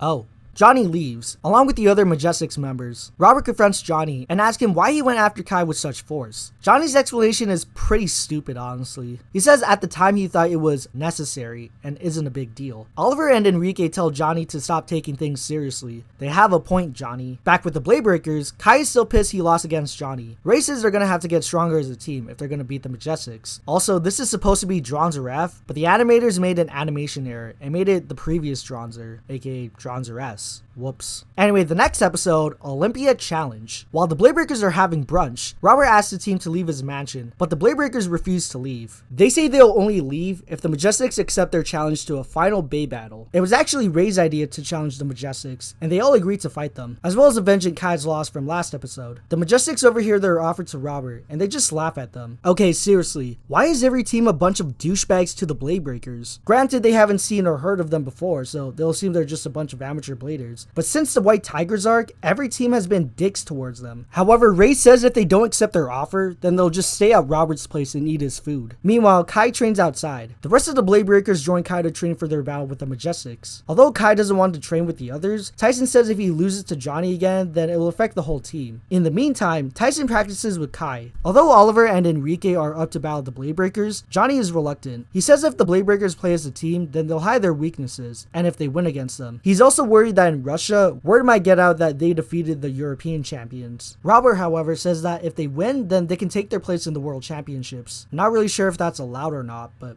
whatever. The Majestics invite the Bladebreakers to Robert's tennis court. Look, if you guys want to have a tennis match with them, then you got the wrong team. Just get Emily, and I'm sure she'll beat all of your asses. Anyway, the Majestics accept the Bladebreakers challenge, but they have one condition. They say if they win, then the Bladebreakers have to give up their spot in the World Championships in Russia. Although the others are reluctant, Tyson accepts anyway. Robert tells his team to prepare for their match, but Johnny, being the asshole he is, suggests to Robert to just finish them right now. But Robert tells him to shut up. Rightfully so. Seriously, Johnny just reminds me of Kevin, but not as annoying. Anyway, the Bladebreakers arrive at Robert's new stadium. Tyson, assuming everything in the stadium will be theirs when they win, comes across a random cloak on the floor. And then Sanguinex comes out of the cloak. Once again, creepy. Sanguinex asks for Tyson's help. Apparently he and the rest of the Darkbladers are cursed, and if they defeat the Majestics, then the curse will be lifted. We must have our vengeance now. If you lose, we will have no choice but to go on hunting big beasts. Farewell! Tyson informs the others that if they defeat the Majestics, the Dark Blader's curse will be lifted. Kenny asks the others who will blade against the Majestics. Of course, Tyson and Ray will battle in this match, but the third player is going to be Kai, since he has a score to settle with Johnny. At least Kai isn't taking a back seat this time around. Also, no offense to Max, but I feel like he would just lose to one of them if he didn't let Kai battle. The team arrives, and they spot DJ Jazzman. DJ reveals to Tyson and the others that Robert paid him a shit ton of money for him to participate in this match. Wow. The two teams are then introduced, and it's revealed that this is the first time the BBA is referring to them as the Majestics. Wait, really? So these guys have been always referred to as the European champions, or the Euro national team this whole time? The Majestics also revealed that they were never a team to begin with. The only reason they're together is to beat the Bladebreakers once and for all. Oh, and it turns out that Robert and Oliver wear medieval armor in battle as well. So it's not just Johnny and Enrique that have to wear these goofy looking outfits then, huh? But I think Oliver's armor looks more ridiculous than the others. Maybe because it has a mane on the back of the helmet. Or maybe it looks a little girlish than the rest. Kenny, in the meantime, sits with the Dark Bladers in the audience. Robert spots the Dark Bladers in the audience, and the two teams exchange words with one another. You and your gang are hardly worth remembering. What? You dare? Johnny, today you will taste defeat. Oliver, I will enjoy watching you lose. And I am here to witness the defeat of that arrogant Enrique. After drawing cards, Oliver is the first to blade, and his opponent is Ray. The two bladers begin their battle, and both of them unleash a Bit Beast. Ray uses Tiger Claw on Unicoleon, but Oliver strikes back at Drigger, and both blades clash at each other. The first match ends in a draw. Well, at least Ray didn't lose again, unlike the last time. While the Bladebreakers are happy Ray didn't lose, the Majestics are shocked that the match ended in a draw. You let him tie to increase the tension, and then set them up for a fall. You just don't get it. What? They play with a spirit none of us has ever had. And they keep getting better with every match. Don't underestimate them. Anyway, the second match begins, and both Kai and Johnny approach the dish. Johnny unleashes Salamalian and tries to go for game, but Kai releases Dronzer and blocks Salamalian's attack. Unfortunately for Kai, his blade starts to lose its spin after Salamalian grabs and slams Dronzer. Damn. His Bit Beast even starts choking Dronzer. With the others losing hope for Kai, Tyson reminds Kai of his battle with Enrique, but Kai tells Tyson to piss off. Wow, Kai, he was just trying to help. However, he does listen to Tyson's advice, and uses the same tactic Tyson used on Enrique. Both blades are sent flying, and the second round ends with Kai winning with a sleep out. Oh, if only Johnny had listened to us! He was outclassed by an amateur. Now you've got all the time in the world to play golf. Although the Bladebreakers are glad Kai won, Kai gets pissed at them for helping him. He even grabs Tyson in yet another deleted scene. Did Nirvana think Kai was gonna punch Tyson or something? Kai warns them not to help him again. Jeez, Kai seriously needs to chill out. After Kai's ship fit, Tyson and Robert approach the dish, and their rematch begins. Just like with the last two matches, both players immediately unleash their Bit Beast. Robert uses his winged dagger attack on Tyson. However, Ray suggests Tyson should move in close to avoid Grifolian's attack. Unfortunately, it doesn't go well for both Tyson and Dragoon, as Grifolian pounces at Dragoon. Before Ray can help Tyson, Kai tells him and Max not to interfere. Why not, Kai? Like, I get Tyson can't be relying on help from the others most of the time, but you don't have to be a dick about it. Robert tries going for game, but Tyson isn't giving up. I don't believe it. Believe it. I'm not going to abandon Dragoon when he's down. We're partners, get it? He'd do the same for me in a bit heartbeat. The Bit Beast is your partner? Johnny tries to help out Robert, but he's stopped by a Sarcophalon. Are they even allowed to do that? Both blades start to collide at each other, which causes a flashbang. Tyson emerges from the smoke, with Robert holding onto him, and the third match ends with Tyson winning. Even though Robert lost, he says Tyson basically taught him the true lessons of Beyblading. The Dark Bladers, however, we want just punishment. We want it now. Will you fight us? Very well. Say what? They of course don't battle the Majestics, but instead they kill them and take their bodies. Nah, I'm kidding, of course. Sagonek says thanks to Tyson and the Bladebreakers, they're now good beings. After the match, Mr. Dickinson shows up and says he's been watching their battle with the Majestics. Not sure how he was able to watch it since he wasn't in the audience, but whatever. Maybe he has a TV in his limo? Actually, he reveals he's been disguised this entire time. He was even the old man on the cruise, which, yeah, I didn't mention before because it wasn't important. Anyway, this concludes the Majestics and Dark Blader arc. Overall, this was just okay. It's not terrible, but I think it could have been a little better. Rewatching this arc for the first time in years, it felt boring to watch as compared to the other two arcs. Don't get me wrong, there's still some amazing battles in this arc, especially the last battle between Tyson and Robert, but most of the time, I didn't really enjoy this arc as much. This arc to me was basically a filler arc. even though it isn't. At least this arc made the Bladebreakers become stronger, and at least it wasn't the same unlike the All Starz arc, except for the opposing team once again being dicks towards the Bladebreakers. Well, let's just hope it won't happen again in the next arc. And now we're finally on the final arc for Season 1. Since this season only has 11 episodes left, I'll try to speed through this arc as fast as possible. Otherwise, we're going to be here again for the next 5 years. The team finally arrives in Russia. Later on, they're greeted by this man. His name is Boris Balkov, or Volkov Vladimir in the Japanese version. Kai seems to recognize him. I'll get back to that later. Boris takes the team to his facility called Balkov Abbey. Kai has heard about this facility and mentions it's a training center for the Demolition Boys, which, spoilers, is the final team they're going to be facing against in the championships. Inside the facility, a group of young kids are training to become Beybladers. Boris chooses one of the trainees to battle Tyson, and one of them happens to be his son. At first, he looks a bit reluctant to battle, but he says he's ready to battle against Tyson. Oh, his name is Alexander, by the way. Also, why is he speaking like that? Even the other kids are staring at the Bladebreakers weirdly. Boris takes him to his training arena. Tyson says this will be easy for him since Alexander's only in training, but Kai says not to underestimate his competition. Alexander's launcher is pretty much a big mace that's shaped like a Beyblade, and it honestly looks pretty badass. What's weird though is that the actual launcher in Beyblade is inside 4 layers, and it looks like you really gotta swing this thing for the Beyblade to come out. Anyway, Tyson unfortunately is getting his ass kicked by Alexander, and his blade starts to create a tornado around Dragoon. Before Dragoon loses its spin, Kai reminds him of the technique he used in his battle with Max from episode 5. By countering the spin rotation, he can use that to his advantage and defeat Alexander. The downside to that is that Metal Ball Defensor was underneath Dronzer, so it'll be impossible to replicate that move. However, Tyson does manage to use that same move Kai used, and counterspin Alexander's blade while using both Final Attack and Phantom Hurricane. With Alexander defeated, it looks like Big Daddy Boris is disappointed in his son. I didn't realize you were inadequate, therefore you are a waste of my time and energy. No! You can't desert me! I'll do anything to stay anything! Unhand me, boy. Damn, this guy is so cruel. Boris's guards take Alexander and drag him away. Boris suggests the Bladebreakers to leave, but Tyson refuses after what he and the others just witnessed. But Kai said to just leave it and act like it never happened. Seriously, what the hell, Kai? Boris tells Tyson to face the facts and accept what happened. That's seriously messed up. The moment Alexander lost to Tyson, Boris completely lost respect for his own son. Well, I hope he doesn't do anything cruel later on, like, I don't know, lock up his son in a prison cell. After the Bladebreakers leave Balkov Abbey, Kai vows to return and seek retribution. This is honestly one of the darkest episodes in the season. For a show that's lighthearted, it sure has its dark moments, and this is only the first episode in this arc. Following that, Kai has a dream about the prior episode when Alexander was being dragged away by Boris's guards, and he looks terrified. Seriously, that episode honestly gave me chills. Ray asks him if he's okay, but Kai doesn't answer him. While Tyson is having breakfast, Ray asks him where Kai went, but Tyson says Kai went off somewhere.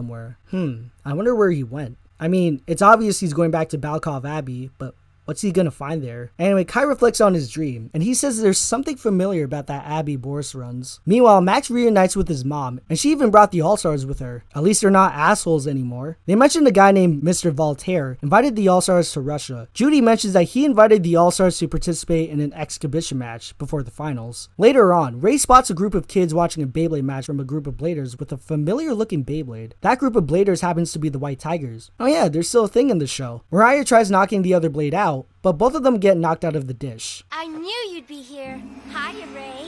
We didn't think we'd ever find you so soon. Tyson and Kenny meet up with Max and the All Stars, as well as Ray bringing the White Tigers. Kenny introduces the two teams to each other, and they seem to get along. Well, Lee and Michael, that is. Mariah and Emily, however... Emily is in charge of the data analysis. Well then, her data analysis obviously isn't very good. Oh, really? Really? Girls, wait, girls! Oh, this is gonna be interesting. Kevin and Eddie tell Tyson that both of their teams have gotten stronger the last time they battle each other.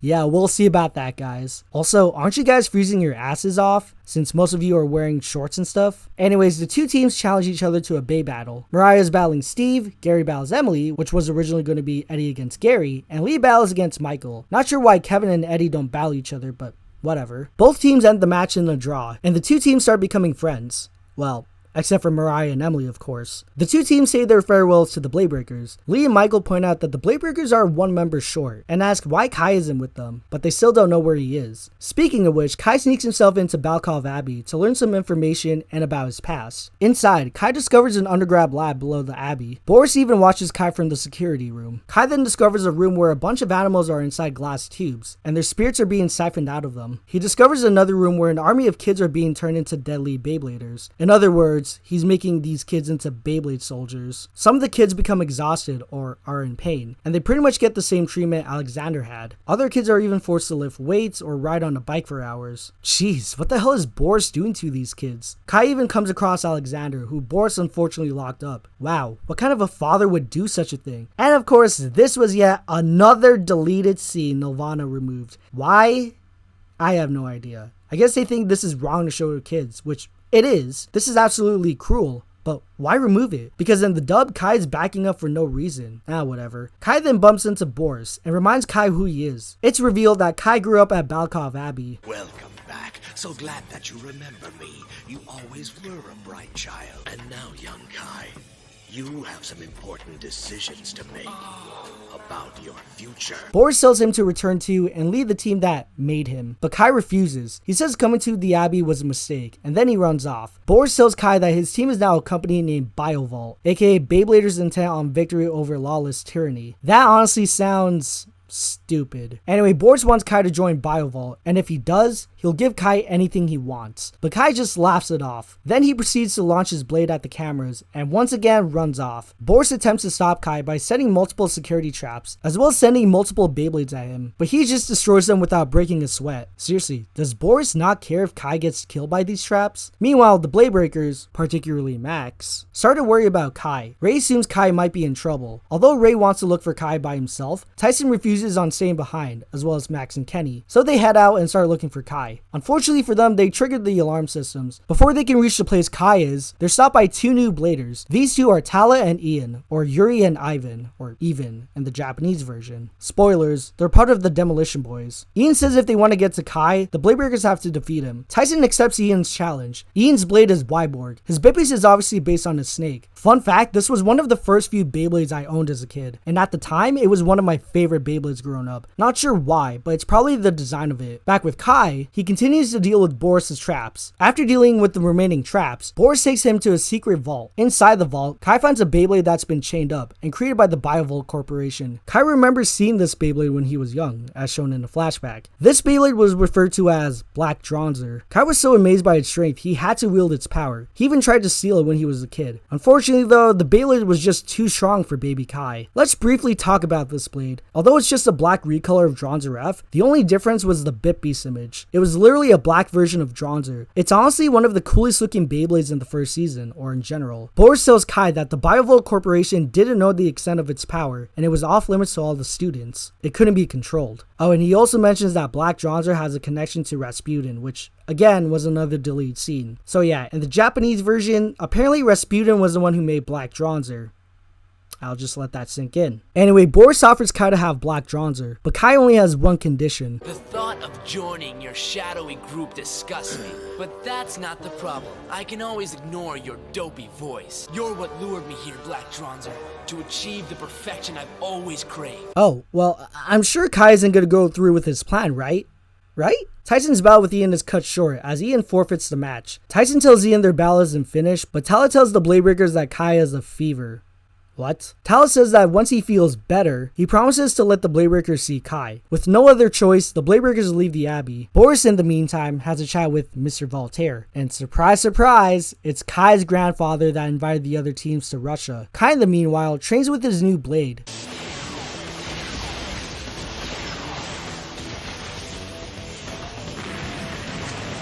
It's all so clear to me now. I was destined to wield this kind of power.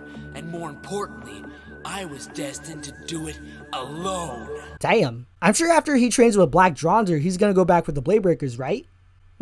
Let's hope he does in the next episode. After leaving Balkov Abbey, Tyson is still worrying about Kai. Kenny says Kai will show up sooner or later, and he should stop worrying about him. Afterwards, the first day of the World Championships begins. The Bladebreakers meet up with both the White Tigers and the All Stars. Michael says they'll be the first ones to battle the Demolition Boys in the tournament. According to Emily, the Demolition Boys are defending world champions, and since they represent Russia, they're automatically qualified. Although the All Stars say it will be easy for them, Tyson is worried they may lose to the Demolition Boys. But as always, they just laugh it off. These guys never change, huh? Anyway, the first match is Steve against Ian, and the following match is Tal against Eddie. Unfortunately for both Steve and Eddie, both bladers are defeated. Damn. And all this time I thought the All-Stars were OP bladers. The next and final round begins, and Michael is the next blader to blade. Since Tala and Ian were the only ones to show up, the Demolition Boys bring in their secret weapon. I wonder who that could be.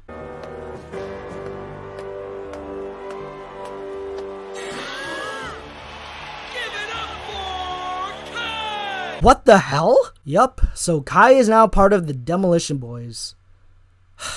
With the others in shock, Tyson runs off and approaches Kai. He tries to talk to him, but he doesn't answer. Wow, talk about deja vu. Kai challenges the entire All-Stars to a 4-on-1 Bay battle. Is Kai high or something? He does realize that he'll get his ass whooped by 4 bladers, let alone bladers his former team fought. Anyway, DJ says it's impossible to have a 4-against-1 battle, but Boris allows it anyway. Max and Kenny notice Kai isn't using his normal Dronzer Beyblade in this battle. And so Kai's battle with the All-Stars begins. The 3 All-Star bladers try attacking Black Dronzer, but none of their attacks have any effect. Steve is once again the first to be knocked out. Then Eddie and Emily are the next to be defeated. Michael goes for his maximum cannonball flame attack and releases Trigal, but in turn, Kai unleashes Black Dronzer on Trigal, knocking it out within seconds. Damn, just how strong is this blade? Kai defeats all 4 members of the All-Stars. I don't see any more Beyblades. I guess that makes me the winner then.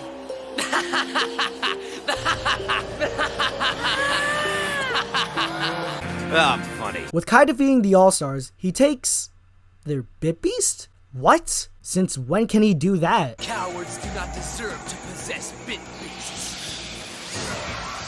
It is my right to steal them away. I shall be the sole guardian of their power. Forever gaze upon the world's most powerful Beyblade! Man, this is messed up. Boris contacts Voltaire saying Kai has obtained the All-Stars as Bit Beast. Voltaire says this is only phase 1 of his ultimate plan. Tyson once again tries to talk to Kai, asking him to explain himself. But Kai responds back to him saying to surrender his Bit Beast. And then he walks off as always. In the following episode, Losing Kai, the White Tigers are the next team to battle the Demolition Boys. Mariah tries to get the All-Stars' attention, but they ignore her. Except for Emily, who cries in front of her. Jeez, Kai really did a number on these guys, huh? Mariah vows to avenge the All-Stars and get revenge on Kai. Kevin says it's a bad idea to battle Kai since, you know, he's OP. Not to mention he has Black Dronzer now. But Mariah doesn't care if he's strong. She's confident she'll win against him. Lee mentions to her that if she loses to Kai, Galax will be taken away. Kevin once again warns Mariah that battling Kai is a bad idea. Don't you try and stop me. If we defeat Kai, we can set them free. We can't beat Kai. His Beyblade's too strong. We'll lose our Bit Beasts too. Huh? Oh.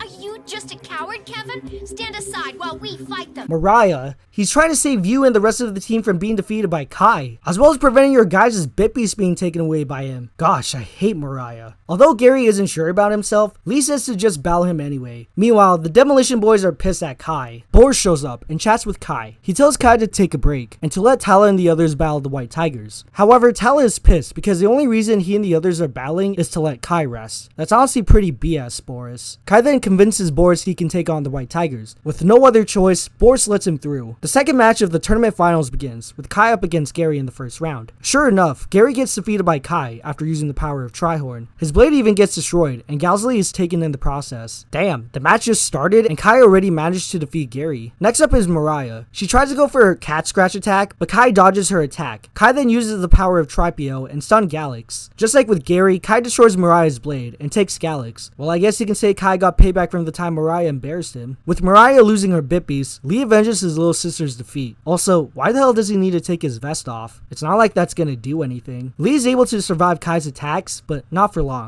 Kai uses both Trigator and Trigal's abilities on Lee, and then finishes him off with Black Dronzer. Unfortunately for Lee, his blade also gets destroyed, along with his galleon taken away. With Kai now obtaining the White Tiger's Bit Beast, he leaves the arena. But wait, Kevin is the only one on his team that still has a Bit Beast, so why didn't Kai defeat him too? Anyways, the Bladebreakers head back to Balkov Abbey. Yo, Kai! Are you in there, Kai?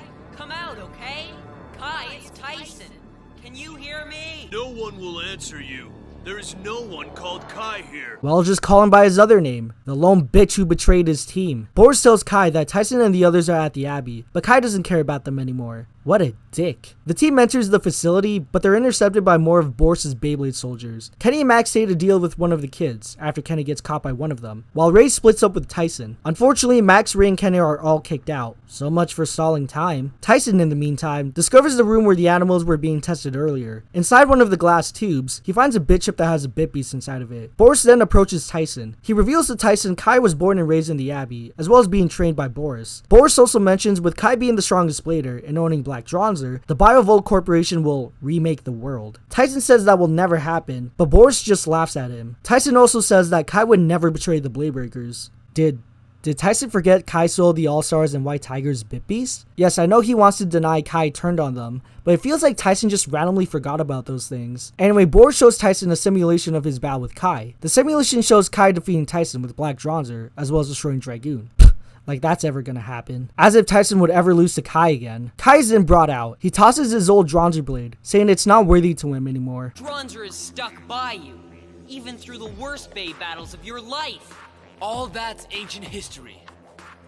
I have Black Dronzer now, and he's more powerful than Dronzer. Before Kai leaves, he tells Tyson they'll meet again in the championships. Tyson approaches the others, and they ask if he found Kai, but Tyson doesn't answer. If you didn't make it, that's okay. Don't give up. We'll try again. No, it's over. Kai's gone for good. He's gone for good. Kai's Beyblade! What do we do now? This is honestly one of the most depressing scenes in the franchise in my opinion. It basically told the audience that Kai isn't coming back to his old team, and that Black Dronzer corrupted his mind. Like yeah, we knew he would come back later on, but at the time, we thought Kai was never going back to the Bladebreakers. It's not only one of the most depressing scenes in Beyblade, but probably one of the most memorable moments in the franchise. In the following episode, Kai invites the Bladebreakers to a random frozen lake area in the middle of Siberia. Save for Max, because he's spending time with his mom at the airport. He also gets a new Drasil Beyblade made by his mom. It took him 31 episodes, but Max finally upgraded his blade. His new blade is Drasil F, or Fortress, or as Max calls it, Super Drasil. As much as I like his previous Drasil, I honestly prefer this one. This would be Max's blade for the rest of the season, and the first half of the next season. Yeah, what's weird is that Max gets his new Beyblades pretty late in the series. Not sure why they did that, but whatever. Anyway, the Bladebreakers come face to face with Kai. Kai tells them that his days as the Bladebreaker are done. Ever since that day, I became a Bladebreaker. I resented being thrown in with a bunch of no talents. No talents, huh? Kai challenges the Bladebreakers to a battle. Although Tyson says he wants to take on Kai himself, Ray wants to battle Kai too. Even Kenny. Yeah, we haven't seen him battle since the qualifying tournament. Unfortunately, Kenny is the first to be defeated, and his blade gets knocked out within seconds. At least his Beyblade didn't get destroyed by Kai again. Ray manages to survive Kai's attacks after using the power of Galleon on Drigger, but unfortunately he too gets defeated by Kai, while also using the power of Trihorn. Tyson is the last Bladebreaker standing. Meanwhile, with Max, Emily informs him that Kai has challenged the others to a Bay battle, so he and his mom head to the others' whereabouts. Back with the others, Yo, Kai! That's my name! Kai uses the White Tiger's Bit Beast on Tyson, and then releases Black Dronzer, but in turn, Tyson releases Dragoon on Kai. However, even after releasing Dragoon, it still wasn't enough to beat Black Dronzer. Damn. Oh, Kai! How could you do this?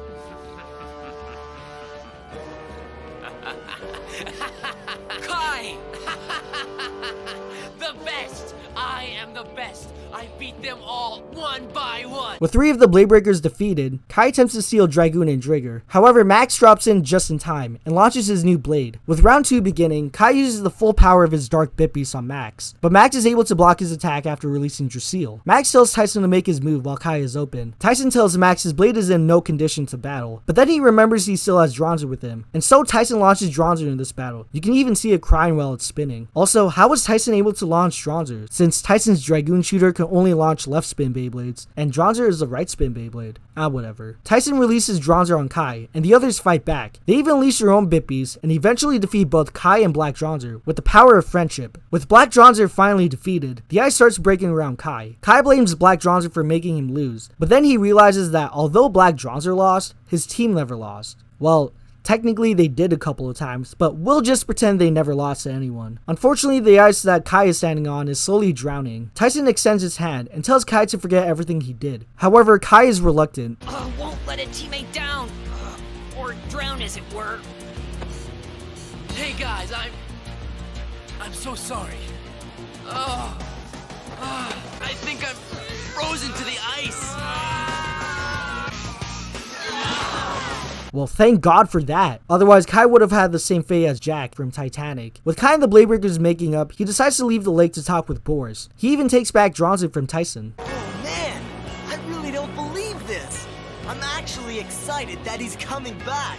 I don't think any of us believe it either, Ray. Guys, how are we gonna get out of here? Good point, Ray. How are they supposed to get back? Come on, Kai. At least take them back with you before seeing Boris. Ugh. Anyways, with Kai returning back to his old self, he returns to the Biovolt facility. I guess Boris already knew Kai would betray them. So instead of Kai giving back Black Dronzer the proper way, he instead launches it and destroys the security room. Before Boris's guards can catch Kai, Boris stops them, saying they'll get him later. Why not just get him now? Boris calls Voltaire again. I've made some alternate arrangements, and we're proceeding exactly as planned. You have my word. That's fine, but Boris, the next time you fail, I shall not be so forgiving.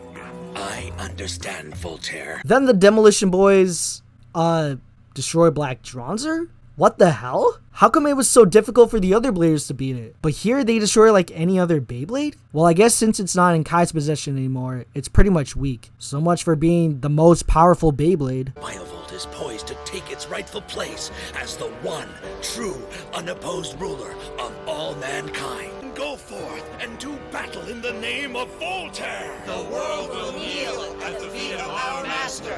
The Demolition boys won't let you down. Man, that's disturbing to watch. Back with the Bladebreakers, the others have a welcome back party for Kai. Kenny says that after all of his bitching, he finally became a true member of the Bladebreakers. Seriously, aside from him being a substitute, all he did for the team before was being a dick to them or just giving advice. Anyway, Kai tells the others what Biovolt is planning to do at the World Championships. He exposits that Boris is planning to use Beyblading as a means to take control of the world. Kai also mentions the training and research center below the Abbey, and that the kids that they're bringing in aren't becoming champion Beybladers, but brainwashing them into thinking that defeat is the ultimate humiliation. The weak candidates are then weeded out to maintain the highest level of talent within the group, and the remaining members will take their place as the perfect soldiers in Biovolt's bid for world domination. Which is why we see Tala and Ian are part of the Demolition boys, because Boris thinks they, along with the two other members, are the perfect candidates to be part of Boris's world domination. The Demolition boys' bit beasts are even more dangerous and powerful than Black Dronzer. Oh, and just like with Judy's team, Boris is creating his own bit beast. But unlike with Judy, Boris plans to use those bit beasts as a weapon in a war on mankind. And the bit beasts he's made are actual living, breathing bit beasts born from the DNA of real animals. This guy is a freaking monster. I hope by the end of the season, Boris will be thrown in jail for all the terrible things he did to both these kids and the animals.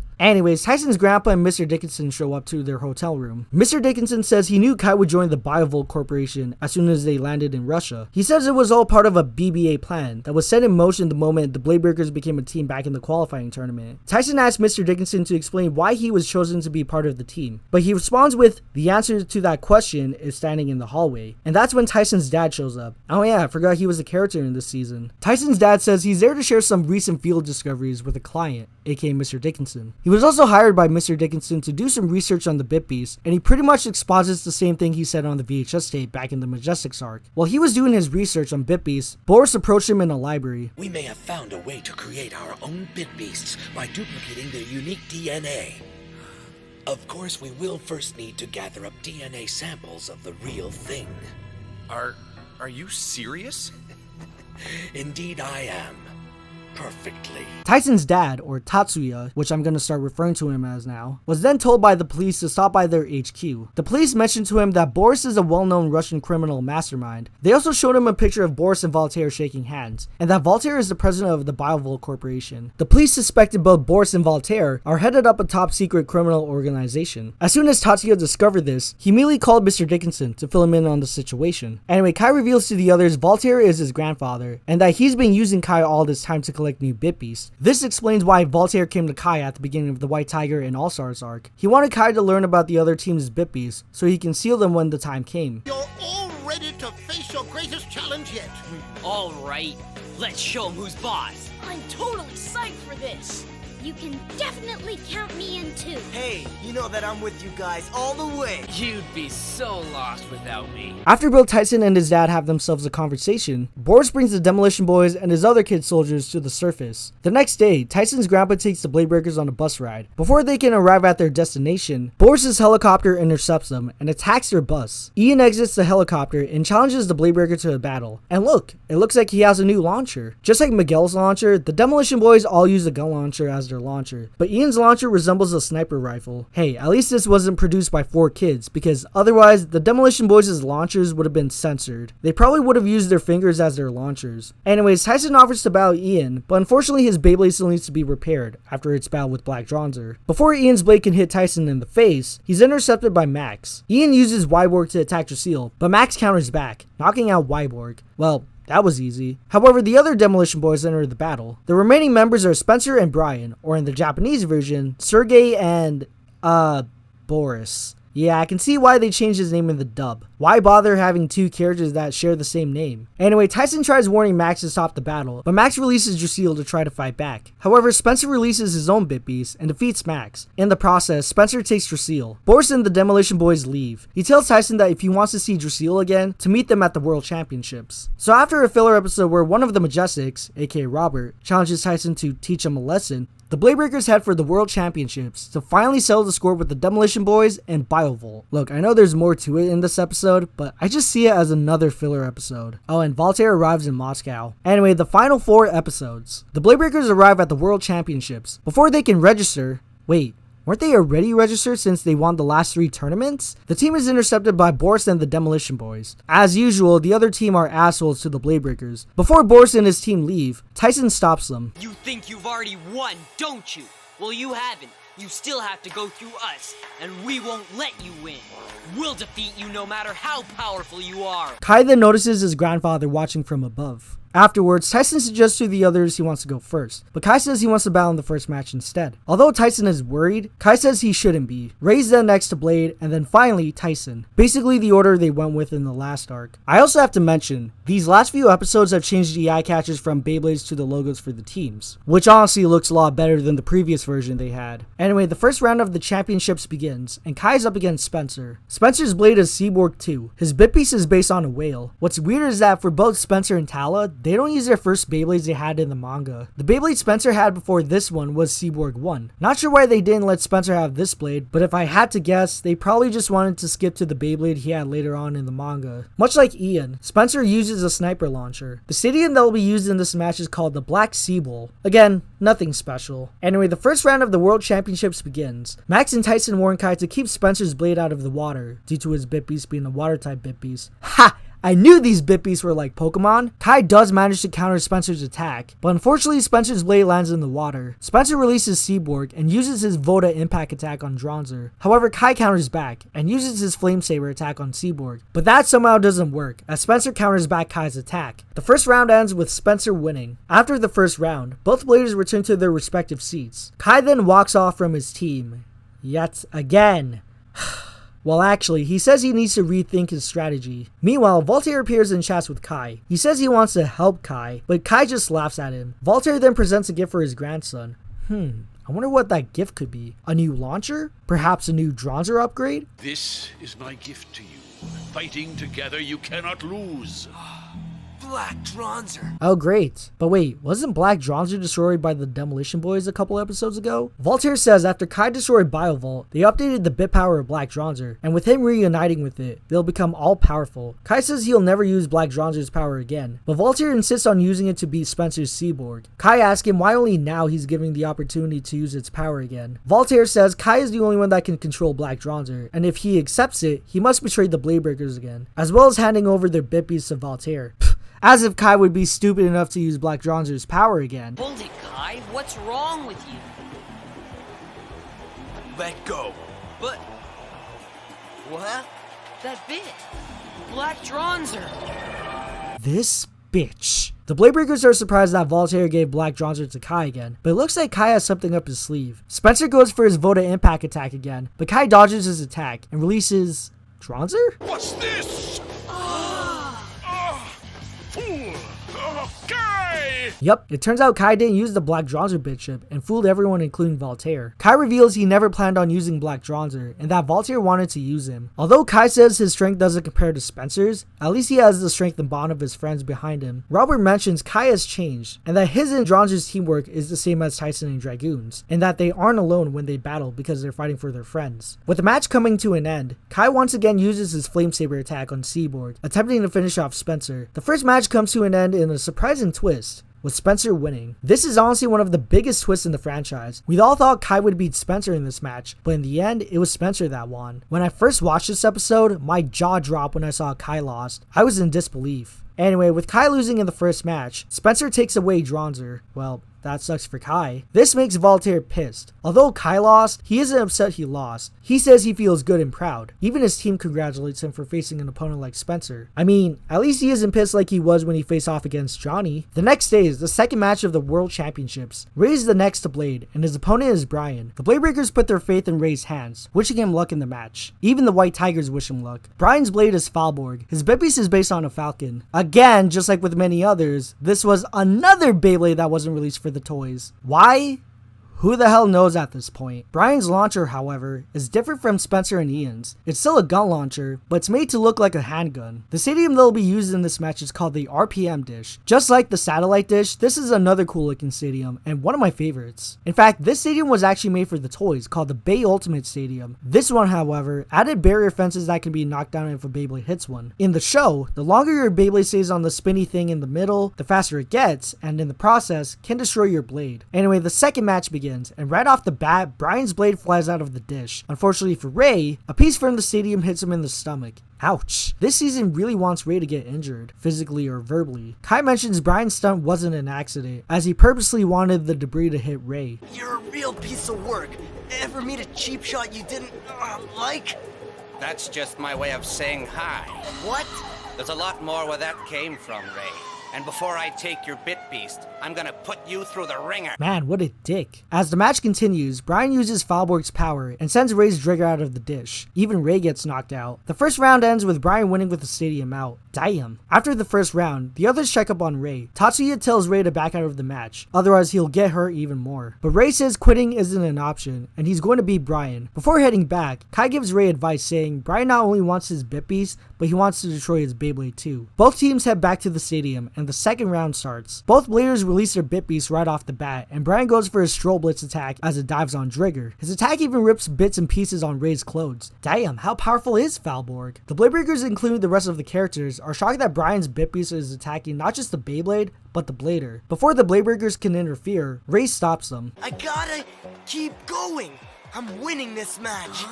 Brian only thinks he is. Step back, guys. Trust me. Damn, what a guy. Even though he's getting his ass beat, he's still able to endure Brian's attacks. Brian tries going for game, but Ray uses his Tiger Claw attack on Brian, blocking his attack. Seriously, does Ray not have any other special moves? The second round ends with Ray winning with the stadium out. Unfortunately, Ray passes out in the process, with his teammates running to him. The Bladebreakers take him back to the infirmary. Tatsuya informs the others that Ray used up all of his energy during the second round. Although Mr. Dickinson wants Ray to forfeit the match due to his condition, Tyson says he's still okay to battle even if he's tired. The others, particularly Max, beg Ray not to continue the match. Tyson says if he's going to continue, he has to go on the defensive. After Kai wishes him luck, the third and final round begins. Brian uses his moves to rip Ray's clothes again, this time his headband. Damn, it's a good thing it didn't hit Ray in the face. The Bladebreakers and White Tigers once again tell him to forfeit the match, otherwise he'll be killed. Even Brian is confused why he hasn't given up yet. Brian tries knocking out Ray and his Beyblade, but Ray isn't giving up after remembering his home team and his current team. Drigger then shields Ray from Brian and Falborg's attacks in one of the most iconic moments in the franchise. Using the last of his energy, Ray unleashes one more Tiger Claw attack on Brian and destroys Brian's blade in the process. Damn! The second match ends with Ray winning with a crash out. However, Ray passes out at the end of the match, with everyone calling out to him. Did I beat him? Dude, did you ever? You shredded his Beyblade to pieces. Drigger saved you. He protected you, Ray, but Brian's attack was too much.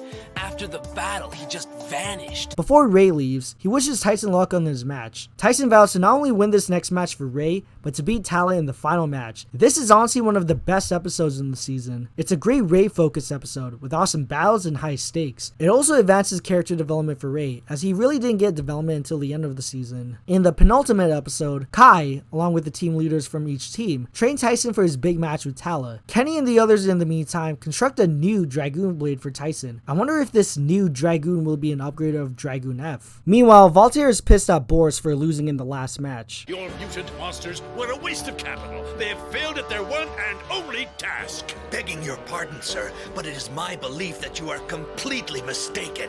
How dare you? Were your modified Viz goggles malfunctioning during the match? I can see perfectly. Boris reveals to Voltaire that they're making Tala the ultimate weapon for Biovolt, as they're enhancing his strength and abilities. Boris mentions they're making Tala, the ultimate Bay Warrior. Just make sure they don't give Tala a Hot Wheels car that collects tokens. Oh, and now Boris is referring to him as Cyber Tala, even though he doesn't look any different from before. After Tyson's training with Kai, Lee, Michael, and Robert, Kenny gives Tyson his new and improved Dragoon called Super Dragoon, which again just looks like his previous Beyblade, so there isn't much of a difference. Why didn't Kenny just make a new Dragoon from scratch? Ugh. Anyways, the final match of the World Champions begins, and every character we've seen since the beginning is there to watch the match. At the hospital, Ray is still unconscious, with Mariah watching him in Tyson's match with Tala. Tala's blade is Bulborg 2. His bit piece is based on a wolf. It even has crystals around its body, like Space Godzilla. Just like with Seaborg 2, Tala had a different Wolborg Beyblade before this one. His first Beyblade before this one was Wolborg 1. Again, not a bad looking Beyblade, but not great as well. Tala's launcher is pretty similar to Brian's, but unlike Brian's, his launcher doesn't require a ripcord. The final stadium they'll be used in this season is called the Blizzard Bowl. A cool looking stadium, I must say, even if it's just a Snowy Forest themed stadium, but it still looks cool. The name for this stadium would be used for the toy stadiums, and I personally loved the Blizzard Bowl stadium growing up. With everyone wishing Tyson luck, the first round of the final match begins. Tyson manages to take the first hit on Tala, but Tala counters back and bounces his blade off a tree, which almost lands on Tyson. Damn, this team really doesn't care if their opponents get hurt or not. Oh, and since Tala is now enhanced, he's basically saying stuff an android or Cyborg would say. It's honestly pretty stupid. Tala not only unleashes Wolborg, but also uses the power of both Dronzer and Dracil. Not really sure how he got his hands on those two bit beasts, since it was Spencer that was the one who stole those, but whatever. Tyson eventually fights back as he releases Dragoon on Tala. The first round ends with Tyson winning with the stadium out. I feel so sorry for you, Tyson. Pardon? I chose not to win this round, since I could utilize the sequence to process your Bay data. So is his Bay data on his girlfriend? I'm sorry, that was terrible. With the second round starting, Tala unleashes his bit beast and creates a blizzard around the arena. Kai and Max warn Tyson to get out of there, but it's already too late as Tyson is inside a big iceberg that Tala's Wolborg created. This leads up to our finale of the first season of the original series, Final Showdown. I'm sure this name won't be reused in a future season, right? Right? Anyway, the audience is shocked by what Tala's blade can do. Also, Emily apparently has the same laptop model as Kenny. Don't know what's up with that. Alicia doesn't have a bit beast inside her laptop. Tyson, in the meantime, is still inside Tala's iceberg. Tala mentions that the iceberg keeps them from contacting the outside world. Tala then unleashes the full power of his bit beast army on Tyson, which I gotta say is pretty frightening to see all of them together like that. Take a good look, my friend. Those are the bit beasts I have captured over the years. And now I'm truly invincible. Over the years? More like started capturing them 8 episodes ago. Tyson releases Dragoon again. However, it doesn't stand a chance against Tala's Bit Beast army, as Tala attacks Dragoon and freezes it in the process. The second round ends with Tala winning with the sleep out, with everyone losing hope for Tyson. Seriously, what the hell? Judy gathers the remaining Bladers with Bit Beasts to fight against the Demolition Boys if Tyson ends up losing. Robert, however, says they shouldn't give up on Tyson just yet, as he still has hope for him. Tyson, though, isn't giving up, and continues to fight not only for himself, but his team and his Dragoon. And so the final round begins, with everyone cheering Tyson on. Oh, and the Dark Bladers return. Yeah, I almost forgot they were a thing in this season. Tala absorbs all the captured bit beasts into his Wolborg to create a black Wolborg, which then forms into the sun, or heck, maybe into Frieza and Cooler's supernova attack. Before Voltaire congratulates the winner, I'm guessing he's assuming Tala won the match, DJ reveals Tyson's blade is still spinning. And then all of a sudden, Dragoon speaks to Tyson? I have returned because you have never given up hope. You can talk? Or am I just imagining this? As long as you maintain your belief in me, Tyson, I shall never abandon you. Remember who you are.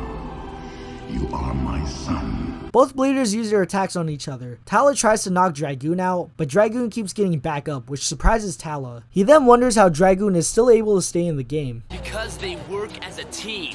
All for one And one for all. You're taking us all on, Tala. Blading's about working together and not just power. We are one. Hell yeah. Tala uses his full power to destroy Tyson and his Dragoon, but with the help of his friends and teammates, he fights back Tala, and both of their blades clash. In the process, the iceberg explodes, as the captured Bitbeasts return to their respective owners. The final match comes to an end, with Tyson winning the match, and with that, Tyson along with the Bladebreakers are officially World Championship Beybladers. Tyson then gives good sportsmanship to Tala. That was some battle, huh? Put her there.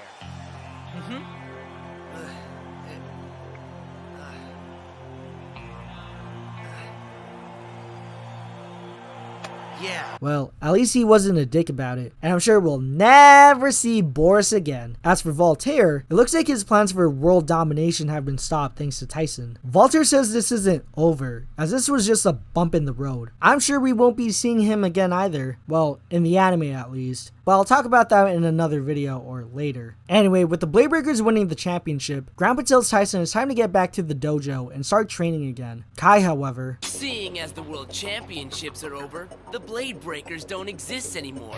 That means we're not teammates. We're competitors, and I want action. just because the championships are over doesn't mean your team doesn't exist anymore or isn't relevant. As much as Kai wants to battle Tyson, it looks like everyone, and I mean everyone, wants to battle Tyson too. Alright guys, let's get ready to Beyblade! Get your Beyblades and let's get it on in 3, 2, 1, let it rip! Whew, well, it's been a long ride, but we finally made it to the end of the very first season of Beyblade. The first season of Beyblade ended on May 24th, 2003 on YTV. Overall, the first season is pretty good. Sure, while it does have its flaws, it doesn't overshadow the pros of the season. Every anime is like that. While the dub sometimes isn't that great, especially for some characters, it's not as bad as the dubbing in other animes that came prior to this, or what we would see in later seasons. As I mentioned in the beginning, the production for this season was produced in Canada, which explains why the characters have Canadian accents. Unlike with other anime like Dragon Ball Z, minus the blue water dub, or Pokemon or Yu-Gi-Oh!, this one you can tell with its dubbing. Hearing characters like Tyson or Max have Canadian accents may be weird to hear at first, but when you get used to it, it's hilarious. This is also the first and only anime where the characters are voiced by kids and teenagers. Much like Yu-Gi-Oh! And Pokemon, some characters share the same voice actor. For example, Dizzy and Mariah share the same voice actors, Julian Lemieux. Lee and Spencer, along with some other characters like Bobby and Axel, all share the same voice actor, aka Peter Cugno. Kevin and Stuart both share the same voice actor, Ari Paul Saunders. Later on in the season, he was voiced by the same voice actor for Michael and Andrew, aka Leon Smith.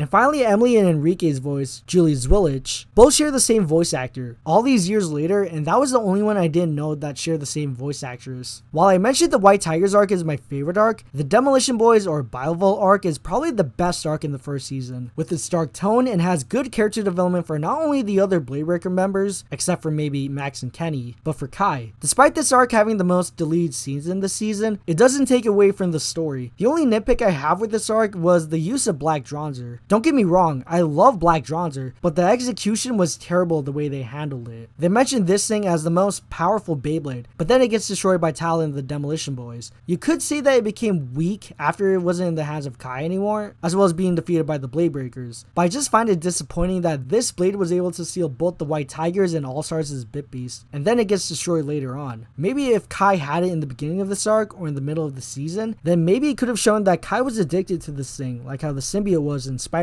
It would have also shown Kai slowly stepping or steered into the darkness more, but then over time, his teammates would tell him to get rid of it because it would have corrupted his mind or something. I don't know, I just wish we could have seen more Black Dronzer, that's all, instead of acting as a MacGuffin that Kai comes across. Speaking of which, let's finally talk about the characters for this season. Just like with the Burst Season 1 review, I won't be talking about every single character, just the teams and some of the characters that I'll give my thoughts on. So let's start off with our main protagonist first. Tyson was introduced as a cocky, confident, confident and fearless blader who strives to be number one. He's also a strong-willed blader who is not afraid to speak his mind, and in doing so, he seems to get into more trouble than most kids his age, but he handles those troubles very easily. So Tyson in the original Japanese version was voiced by Motoko Kumai, who is a girl. Yeah, just like with almost every other anime, the main protagonist is voiced by a female. In the English dub, however, he's voiced by Marlo Gardner Hessling. He hasn't had many voice roles before voicing Tyson, but he did do a show called Marvin the Tap Dancing Horse, in which he voiced a character named Eddie Largo. In the behind the scenes, Marlo mentions he's similar to his character as he's arrogant and cocky, but not as cocky as Tyson, and he doesn't eat as much as Tyson. As I mentioned in the past, Tyson is easily my favorite and the best main protagonist in Beyblade. He was the Goku and Ash of my generation. Speaking of Pokemon, when creating the look of Tyson, or Takao Aoki based off Tyson's design of Red from Pokemon, hence why he wears a hat and coat like Red, and even Ash. Although Tyson doesn't really have a lot of character development this season, he has a good amount. From the beginning, although Tyson was able to be both Billy and Carlos, he unfortunately lost later on thanks to Kai. But after that battle, he was able to not only beat him, but to get to his level, or heck, even surpass him. As the season progresses, he becomes a strong and powerful blader. Although Tyson may be cocky at times, at least he's not as cocky here, unlike in the next season. But I'll talk about that next time. Tyson's Bit Beast Dragoon is iconic. Like other anime dragons such as Shenron, Charizard, or the Blue Eyes White Dragon, Dragoon's design is so damn unique to me. From its big claws to its iconic face. His face is even on the logo. Dragoon is based on Qinglong, the Azure Dragon, or Seiyaru in the Japanese version, as I mentioned before. One of the four sacred beasts, or the four guardians of Chinese mythology. It apparently symbolizes the east in the spring season. Kai is a proud and very confident blader who is willing to sacrifice everything to get what he wants. He doesn't mind crushing people on the way up, though he would much prefer earning things through hard work. He doesn't like to lose, and feels frustrated and upset whenever he does. However, when he returns to his old self, he does so with an even stronger determination to win. Like with Tyson, Kai is also one of my favorite characters in Beyblade. Although a lone wolf, and most of the time a bitch, he was still able to give advice to the team, even if they were in a sticky situation, as well as stepping in to blade for the team if one of them couldn't participate. Kai's personality is similar to other anime rivals like Vegeta, Sato Kaiba, Sasuke, and so on and so forth. On the wiki, they mentioned that Kai was likely based on Blue, or in this case, Gary from Pokemon. Other than having a similar personality as Blue, I don't see the comparison. Kai didn't really have much development in the season, besides having development in the Biovolt arc, where he finally comes to terms with himself that although he lost when he had Black Dronzer, and his team never lost a match, as well as finally becoming a true member of the Bladebreakers, his other development is in a filler episode where he trains this kid named Antonio to become better at blading. Although it's not much character development, this filler episode is what changed Kai, even if it's only a little. Tyson's grandpa even respects him for training Antonio. Much like with Tyson's voice, Kai's voice in the Japanese version is voiced by a female. He's voiced by Urara Takano. Sorry if I mispronounce it. Honestly, unlike Takao's Japanese voice, I'm not a fan of Kai's Japanese voice. Not to say it's bad or anything, and no disrespect to the voice actress, I just don't like how it sounds, that's all. To me, it just doesn't fit with the character. Even though these are supposed to be kids, which explains why the Bladebreakers in the Japanese dub are all voiced by females, I just don't like how they went with the route of having them, except for maybe Tyson, Max, and Kenny, being voiced by females. I know some of you may disagree with me, but that's just my opinion. In the English dub, he's voiced by David Real. Yeah, I've been saying it wrong all this time. Back then, I would always pronounce it as Relay, not Real. Anyway, David was only 16 years old when he voiced Kai in the first season. Much like Marlo, David hasn't done much voice roles before voicing as Kai. He's only done a few TV movies and shows. In a 2003 interview on YTV, David compares Kai to Wolverine from X-Men. Well, he says that both Kai and Wolverine were both used as weapons for war, and they're both anti-heroes. And I actually do like that comparison, believe it or not. Kai's Bit Beast Dronzer is also iconic, and is probably one of my favorite Bit Beasts from the Bladebreakers. As much as I like Dragoon, there's something about Dronzer that I like more. Dronzer is based on Zhu Kui. Again, sorry if I mispronounce it wrong. The vermilion bird, or Suzaku in the Japanese version. It represents the fire element, the south direction, and the season of summer. Max is probably my least favorite member of the Bladebreakers. Yes, I know it's controversial, but I don't know. I wasn't even a fan of his character to begin with. Not to say I don't like him, because I think he's very likable in the series, but I don't know. Max in the Japanese dub is voiced by Ai Orikasa, and in the English dub, he's voiced by Gage Knox. I think out of all the Canadian voice actors for Beyblade, his Canadian accent is probably the strongest, as he says words like Abu or Before voicing Max, he voiced Too Tall in the Berenstain Bears. Yeah, unfortunately, Gage doesn't have much range as compared to Marlowe. For whatever reason, Max is the only member of the Bladebreakers to get his Beyblade late in the season. This usually happens in the middle or towards the end of the season. Also, I find it kind of funny, since Max's character is supposed to be half American, instead of having an American accent, he has a Canadian accent instead. Much like its owner, Drusille is probably my least favorite bit piece of the Bladebreakers, but I still appreciate it and how cool it looks. Drusille is based on Zhuan Wu, the Black Tortoise, or Genbu in Japanese. This one represents the North and Winter season. What's weird is that Drusille isn't really similar to its original counterpart, or what it's based on. Although it's still a black turtle, it doesn't have a snake around it, but honestly, it doesn't really need the snake, because it would look out of place. I don't know, that's just me, I guess. Ray's character is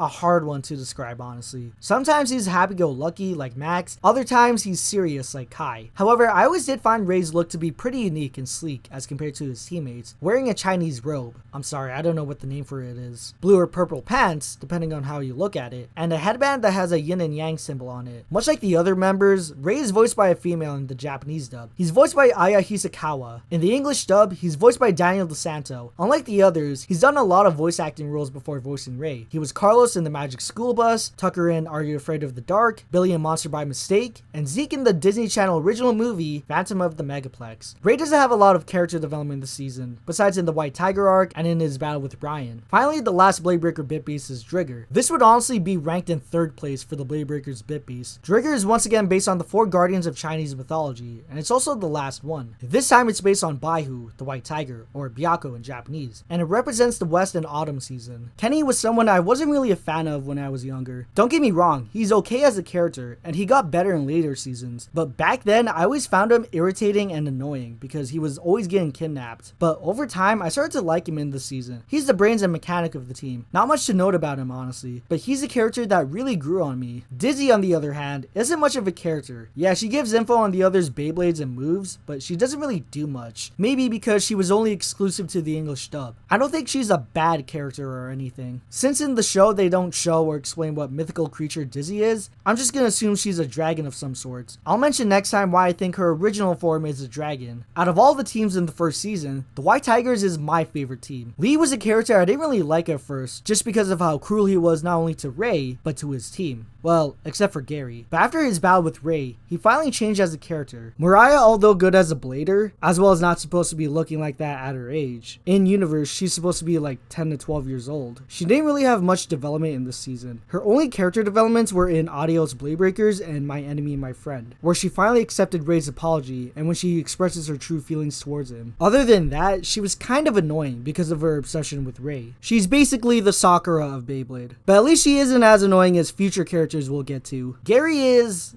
the token fat guy. That's it. He has no real development this season other than being a strong blader. Now on to Kevin, which I think I might be the only person to say this, but he was honestly annoying. Yeah, he wasn't annoying in the Biovolt arc, and he started to become worried for his team when they were gonna go up against Kai. But before that, he was just an annoying little bitch that you just hated. From constantly hating on Ray, as well as almost killing him and Tyson, to just complaining. He isn't a terrible character, and like I said with Mariah, there are more characters that are worse than him in future seasons, but I just found him to be annoying in this season. The thing I love about the White Tiger team is their bit beast. Although not having an actual White Tiger bit beast on their team, their bit beasts do represent who they are. As I stated before, only 3 out of the 4 White Tiger Beyblades were released for the toys, unfortunately. Even though Galax was never released, there are a lot of people who made either custom-made versions from galleon parts, or 3D printing, or using different / similar materials that a normal plastic Beyblade would be used to make. And it's not just Galax that would get that treatment. In fact, a lot of unreleased Beyblades that were shown in the show were either 3D printed or made from using spare parts that look similar to the ones in the show. Although not my favorite team in season 1, these guys really showed how strong they were compared to the White Tigers. Michael to me was basically the bad boy type character. While not my favorite character on the team, he's one hell of a blader. The fact that he defeated and destroyed one of his opponent's Beyblades within seconds is pretty damn impressive. Sure, Mariah did the same in one of her matches too, but Michael's attack was more surprising. Eddie and Steve honestly didn't have much development in this season, so there's really not much to say about these two. Emily was basically the Kenny for the All Stars. Although only blading 3 times in the season, she was OP,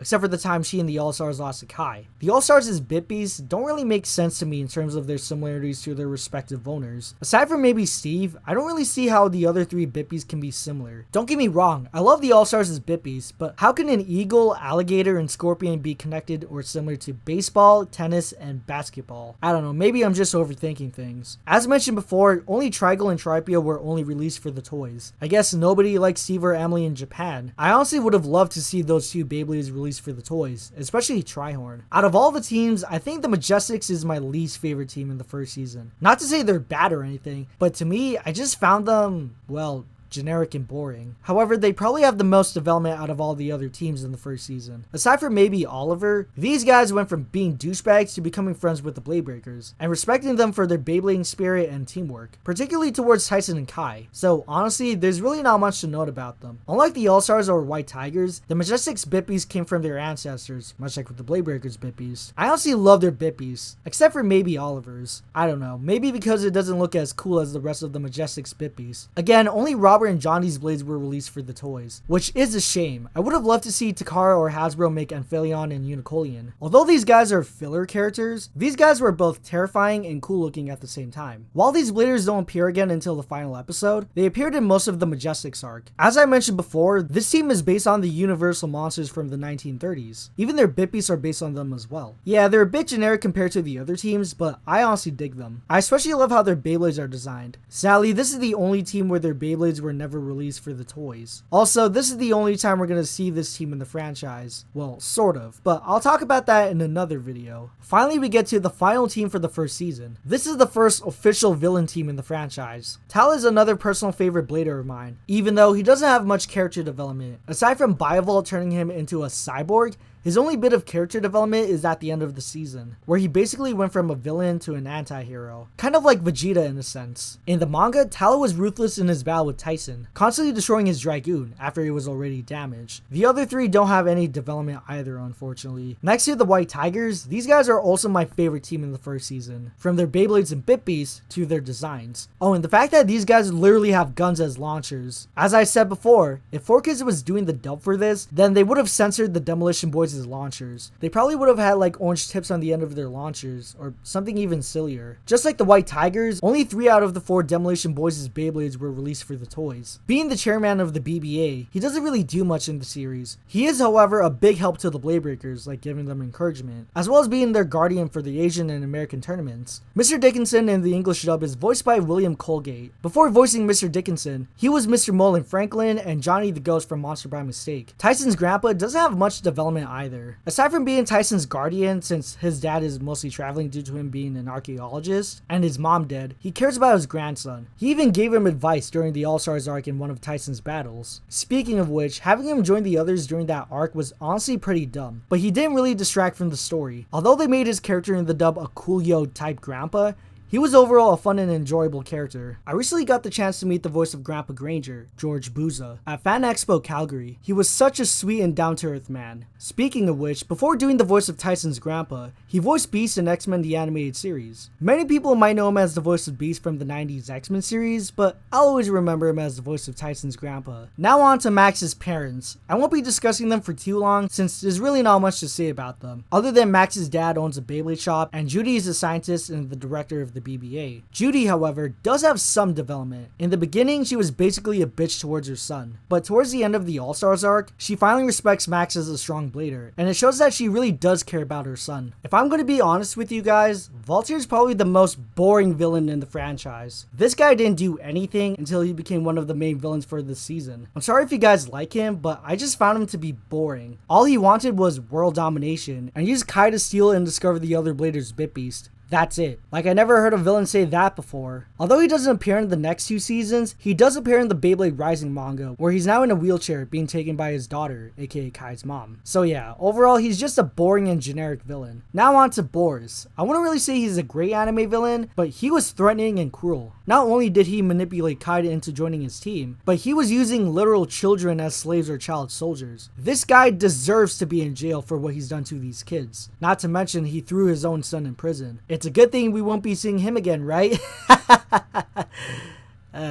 Now the last character I'm gonna be discussing is DJ Jazzman. Not much to say about him honestly. Aside from being the first Blader DJ, he doesn't really do much in the series, other than being the commentator for every Beyblade match. He can be irritating at times, but at least I can tolerate him more than the version that would come after this one. Although he isn't much of a Blader, he does have a Beyblade that he uses to demonstrate the various stadiums in the series. I will say though, he does have one heck of a wardrobe. His outfits change in various arcs, minus the Majestics arc, depending on what country they're in. Now the first season of Beyblade had a couple of video game tie-ins during the release of the manga and the anime. There were a couple on the Game Boy Color which were only released in Japan, but the one I remember was on the PlayStation 1. I honestly don't remember if I played this one or not, but it's pretty similar to the game that came after this. As I mentioned earlier, they released the Beyblade toys with both the release of the manga and the anime. This season had the SG core systems, as well as having the pre-SG core systems, which you would have to insert a screw into the spin gear. As a kid, I always disliked the concept of inserting a screw into the spin gear. Thank God for the SG systems, they changed the designs for them. Out of all the Beyblade systems in the original trilogy, this would probably be in third place. I don't know, that's just me. Aside from the stadiums and Beyblades themselves, they also released a couple of other toys and accessories such as the electronic Beyblades, which were sold cheaper than the regular plastic Beyblades, launcher grips, and many more. They also had a tie-in with Burger King in 2002 and 2003. The Beyblades they had for the kids meals were Dragoon, Dronzer, Drigger, and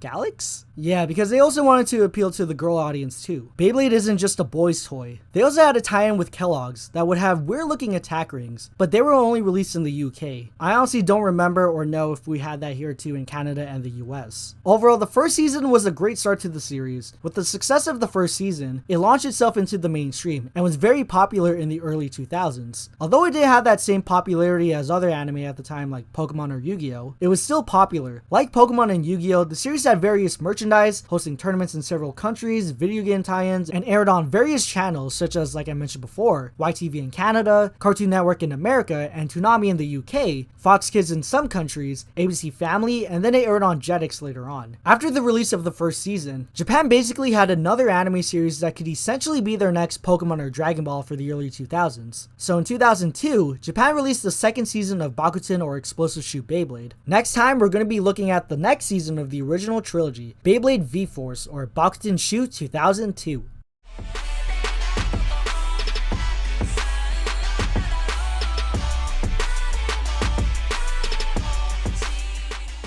What's the matter, Mariah? Would you like us to assign someone to butter your muffin? Get real, will ya?